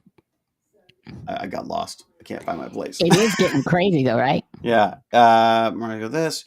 Marginalized orders alongside, whereas simultaneously canary in the coal mine. We did that. We did this. We are compulsory sterilization. Here we go. There's that. 31 states. Here we go. Okay, yeah, there we go. All right, here we go. So it is also legal to pay disabled people less than the federal minimum wage for their work. Businesses that receive a certification from the Department of Labor to operate as a sheltered workshop pay their disabled employees far less than the legal minimum at an average of $3.34 an hour. What? Additionally, you all right, bud? Yeah, I'm just like, God damn it. I didn't know any of this. But this existed before Trump. What the hell happens now? Well, that's what I'm saying. And that's at the very least, we were coming to a point where that was frowned upon. And if you mentioned this, people would go, ugh. But now if Trump said this out loud, a good 30% of the population, 35%, would force themselves to see how this is a good thing. Go ahead. Additionally, many disabled people today don't have meaningful marriage equality. To calculate Social Security disability insurance, the government factors in all facets of your income to calculate how much they are willing to give you, said the writer and journalist Christian Lopez in an email. If you get married, they factor in that person's income, and if your partner makes too much, you're threatened with making less money or being denied services at all. You come up against this all the time, don't you? Yes, all the time. Came up in my court trial where I was found to not have tried to mitigate my damages enough by not being employed between when I filed for the court case and then had the court case. Do you get what I'm saying? Like I was found. Oh, why didn't you try to get a job? What the hell do you mean? Why didn't I try to get a job? And if you do get any income, it gets taken out. It comes out of my Medicaid. Yeah. That was the actual real reason. I was working that whole time at the college and as a tutor and things, and I was getting paid in coupons at a video game store. Do you know what I'm saying? So I could just go get all the video games I wanted. Like gift cards. It's like gift cards. You're like a scammer. Yeah. See? I was scamming the system so I could continue to get Medicaid. But yet again, one of those evil disabled scammers. No wonder they want my testicles ripped off. That's right. Yeah. That's too much work. How ableism backfires. Ableism is a brand of bigotry that carries few consequences in the American mainstream. Often disabled people must argue that it exists at all. Additionally, due to the intersectional nature of disability across race, gender, socioeconomic status, and every other classification, that a person's oppression compounds under a white supremacist system is often lost in the discussion.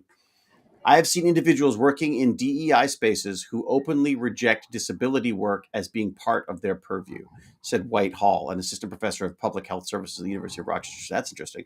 I have consistently seen other forms of bigotry be taken quite seriously, while ableism and autism is... Autism? Is that for the deaf? Is that like we don't say deaf? Is that and autism in deaf-related contexts have been allowed to more or less flourish. But ableism eventually backfires on everybody. The Trump administration's attack on disability rights and the collective shrug by non-disabled people could result in dangerous and far-reaching consequences. If a judge were to declare Section 504 unconstitutional, it could set a legal precedent for dismantling other civil rights protections, which are known as spending clause statutes, including the Civil Rights Act.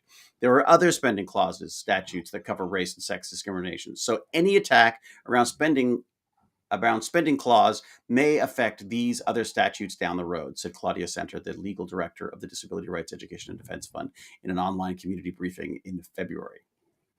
So this is the idea why I wanted to get Matt Dillahunty on, because I think trans people were used as a wedge to, you know how the brick builders like marble, even today, they'll take a wet piece of wood, drive that stake down into a piece of marble, or no, it's dry wood, then they wet it and it cracks the entire piece of marble in half. And I feel like that's what they're doing with the disabled and trans folks, where they're like, they say, oh, okay, you don't think trans people in general are bad. Well, how about what if they went to the bathroom in the same bathroom as your daughter?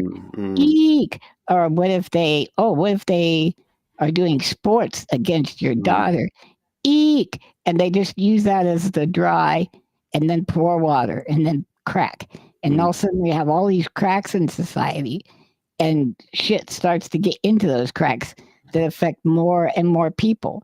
And it's, well, if we can isolate and ostracize them, it's not too big of a deal to ostracize gays. If you don't think gays and gay marriage is coming, if they don't have they're already gunning. Well, they're already gunning for that, aren't they? I mean, I haven't seen much, but I'm not looking for it.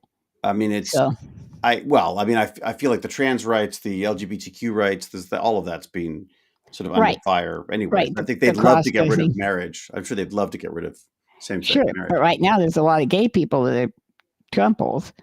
Are there? Don't think it. Yeah. Because they're not coming for them. Right. They've got a photo of your favorite sit-in. Disability right activist. It's the South Portal Building, National Department of Health, Education, and Welfare in Washington, D.C. on 22nd of April, 1977. For those of you who haven't watched it, definitely go and watch Crip Camp. It's amazing. It's fantastic. Yeah. Actually, that was 72, the one you 72? And I watched. Oh, was it? Oh, okay. Yeah. 77. Jesus, boy, it looks like, 77. That's like Star Wars. Okay, there's a long history of skilled, effective activism by disabled people to leverage non-disabled people's discomfort around disability in the fight for equal rights and legal protections. Judy Heumann and fellow disabled activists first secured, the signature of Section 504 in 1977. She died, didn't she? In 1977 by staging sit-ins across the country. The 26 days in San Francisco's Health, Education, and Welfare Office remains the longest occupation of a government building in U.S. history. Wow. The reason I know she passed is because I watched that show and I was going to find her and thank her, and tell how much I appreciated her, and then she had passed. She was amazing. And I was so sad. It's definitely worth watching, folks. It's it's weird. You'd think it would be depressing, and it is in some ways, but it's also just incredibly sort of like uplifting as well at the same time. I mean, the scenes of them having fun at camp and stuff were just really fun. I mean, unfortunately, again, it's like they had to fight to use a bathroom, which is just. How many people? I'll just ask. Do you think having Arden on Matt's spouse or significant other would be okay, David? Sorry, read that by me again. With Matt Dillahunty, his spouse or significant other, their name is Arden Hart, and she is trans. And would that be okay if they were on too? Do you think, or why not? Yeah, I mean, okay. It'll be just about figuring out how to do it's for me. It's just the technical logistics. They do streaming all the time, but I think we could just send them invites to the restream and they'll pop up like we do. Right. Yep. I think so. But we'll if they're okay with us trying it out, that'd be amazing. Yeah. Okay. Okay. I'm gonna motor through it because I have to pee. Let's just go to the last. Yeah. Let's just go to the very last. We're almost there. We're almost like we're there's not that much left. Okay, I don't want you to die. It's worth reading. Members of the grassroots organization ADAPT have often used their wheelchairs to create blockades and protest of inaccessible transportation, conditions in nursing homes, and other disability-centric causes, forcing security and police officers to contend with the logistics and fears of interacting with disabled bodies, which is actually good because people don't know how to deal with them. So it's like, yikes! Leave them That's only if you have a conscience. That's only if you fear repercussions or have otherwise you just grab the chair and move it. Otherwise you billy club the shit out of Lance and throw him in the truck, right? We've all wanted to, Lance. We've all wanted to. In the 1988 Deaf President Now protests at Golde University, students took advantage of the misconception of disabled innocence and hot-wired school buses to block university gates, shutting down the school until the demands for self-determination, a deaf university president, majority deaf board were met. I love it. Yeah. I love it. I don't want to ruin it. Go see watch the movie. As we're seeing with the Republicans' attempt to eliminate Section 504, the activism in the 1970s is still needed, said Lopez, the writer and journalist referencing the physical and disruptive nature of these historic protests. Many battles are already being waged in the legal system with disabled and non-disabled lawyers and organizations like the National Association for the Deaf, ACLU, and Disability Rights Education and Defense Fund working together on legal filings as pushback. Outside the courtroom, activists are running public awareness campaigns on social media, encouraging people to call their representatives and attorneys general. The most practical thing non-disabled people can do is stay informed, yay, and recognize the power of their voice, said Jordan Christian Levan, a disability advocate and founder of the educational advocacy organization Fighting for My Voice. In our current climate, the last thing those in power want is for people to understand the impact of their advocacy. Contact your representatives, show up at school board meetings and support disabled-led organizations, call out policies that harm disabled people. Your voice matters more than you want to believe. That's a good point. And remember, it's not just for them. It will focus on you. If you're a female, I don't know if you saw this, David, but on Friday night, the Republicans tried to pass a voting rights bill that said your name on your birth certificate has to match your ID that you show at when you go to vote. Okay. Now, who does that eliminate? Yeah. That eliminates trans folks, right? Mm-hmm. But every married woman in America, in general, has a different last name. Mm-hmm. Or tell them not to get a different name. Not my wife. My wife is still Lohman. She's always a Lohman. Is that what's on her birth certificate? Yeah. Okay, see, so she'd be cool. But 8 out of 10 women in America go with their husband's name. Mm-hmm. So that would be the idea is to try to stop women from voting because they got feelings and probably don't want to kill all the disabled people. Mm-hmm. Yeah. Jesus. Both Lopez and Levan noted the importance of including disability rights in broader coalitions seeking to push back against the current administration. You shouldn't have to personally know a disabled person to care about disabled issues, says Lopez. Good point. Don't be afraid to ask questions. That's the start of a necessary dialogue. We need allies. Disabled people are not always marginalized. We're not always marginalized. We were incorporated into society in the ancient past, said Dr. Alexander F. Morris, a lecturer in classical studies at the University. I'd like to see that. who studied disability in ancient Egypt. We have the means to create and return to a more equitable society if we wish to, but it is our modern day thinking that sees disability as marginalized and a burden. I feel like that has changed. Like, I feel like that wasn't the case. I feel like the 80s were all about, like, I guess it was all sort of disability porn though, wasn't it? It was all like, Still, I've decided I'd rather have disability porn than this shit. Yeah. Get it wrong, trying to be right, as opposed to getting it wrong to try to get rid of. After the proposed Americans with Disabilities Act stalled in Congress in 1990, in part due to opposition from evangelical Christian lobbies. Oh, they're great. What the hell? The legislation was spurred forward in part by a protest known as the Capitol Crawl. Disabled people abandoned their mobility devices and dragged themselves up the steps of the Capitol building by hand. The ADA was signed into law a few months later. If you live long enough, chances are you'll experience disability yourself, said Levan. I've said that. I say that. You have said that all the time. While we've made huge, because I'm just getting old and decrepit long. But you already feel it. It's coming. I feel it already, exactly. Yeah. While we've made huge strides in disability rights over the past few decades, these protections are under attack. If we don't fight back now, it sets a dangerous precedent for the future. Well, so there you go. I was feeling a little weird about so much politics in our podcast, but you know what? I think we just answered that question. That's the reason why you do this now, right? Yeah. I mean, I just feel like we've got to be on guard against othering of anybody. Yeah. And any little tiny hair that they can shove in there to pry us apart. I even saw that nice person who, whatever, the young person. The young person? In our chat. There's a young person in our chat? They said they're Gen Z. Oh, okay. All right. That just makes sense. So, yeah. I saw them talking with Elizabeth about, she'll go trans, okay, unless it's competition. Well, 26 is, David's wearing underpants that old. I may have worn underpants for that long. Yeah, Yeah. So, but the problem, so then she goes ahead and gives credence to this thing about the sports side. And I'm sorry, high school, okay, middle school, most girls and boys are on par. High school, perhaps not, but I don't care. Isn't it about participation in high school? I thought it was. I thought it was about learning, working together, being a good loser, being a good winner. Well, it depends. I think the serious sports people don't give a crap. It is about the sports, and it's the purity of the sport. Are serious sports people serious people? No. Yeah, I think they are. No, I feel like there's a different, I saw this with swimming because my son swam and we did the competitive swimming for a while. Then we took him out and did it because he just found it was just so toxic. Okay, good, Heath. Because it was about people beating each other. It was about, who's better. It's about smack talking. It's about, being manly and all this crap.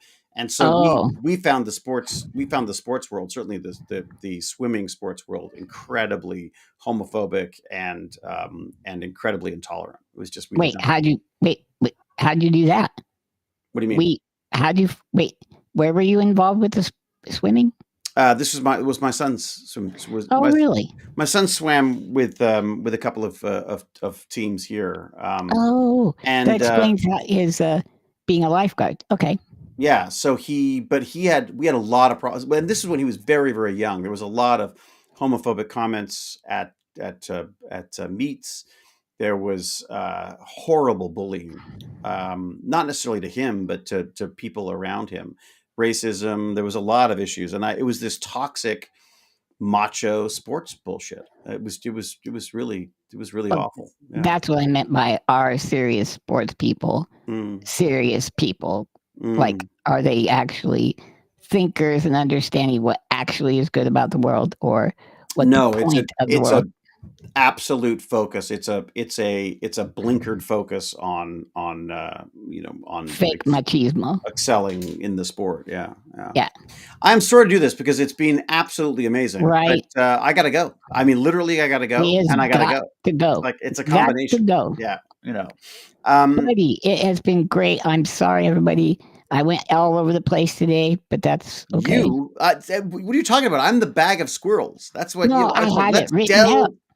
Yeah, but I didn't work with that, did I? Yeah, I do it too, buddy. Yeah. I do it. I think but we got through the disabilities article, which I think is great. Right. I think we touched on a bunch of things, maybe not everything. We touched on a bunch of stuff, and I think honestly it was worth reading that article because frankly I wanted to read it, and you wanted to share it, and it was nice to have your commentary on it as we went along. Right. So, yeah. Don't worry, you were right on point. It says Star, Dust, Air, Space. Thank you so much. And Jacander says it's always a blast with Gimpy and Dave. Although, what do we call ourselves now? It's Gimpy G and Grumpy G. Gimpy G and Grumpy D. I like it. Catch you first time live. Didn't expect a political conversation. Yeah, like this is what I'm saying is like I was going to talk to Lance about this because I was like, I don't know. I appreciate the political thing is not something that I'm particularly familiar or comfortable with, and but I think even just reading that article, I feel like you know what, we got to talk about this stuff. So that's funny. Somebody's scared of me and not of you. Someone's scared of you. Who's scared of you? I'm 100% testosterone, bull. Oh, it's true. It is true. What? Yeah, I feel positively. Positively faint around you. All right. Get out of here. What do you got to say, Lance? Have you got it sorted out yet? Have you got this figured out? Okay. So everybody remember, stand against ignorance, stand up to cruelty. Okay, I had something funny going, but you'll pee your pants. What? No. And stand strong. And I will say, until we geek again. Well, first off, thank you, Lance. This was great. Thank you, David. I appreciate it, bud. And thank you, Chad, because thank you for not tearing each other to pieces and for trying to be respectful of each other's thoughts and takes on this stuff. And so I will say, until we geek again, everyone, be brave, be kind, be brilliant. Cheerio and huzzah!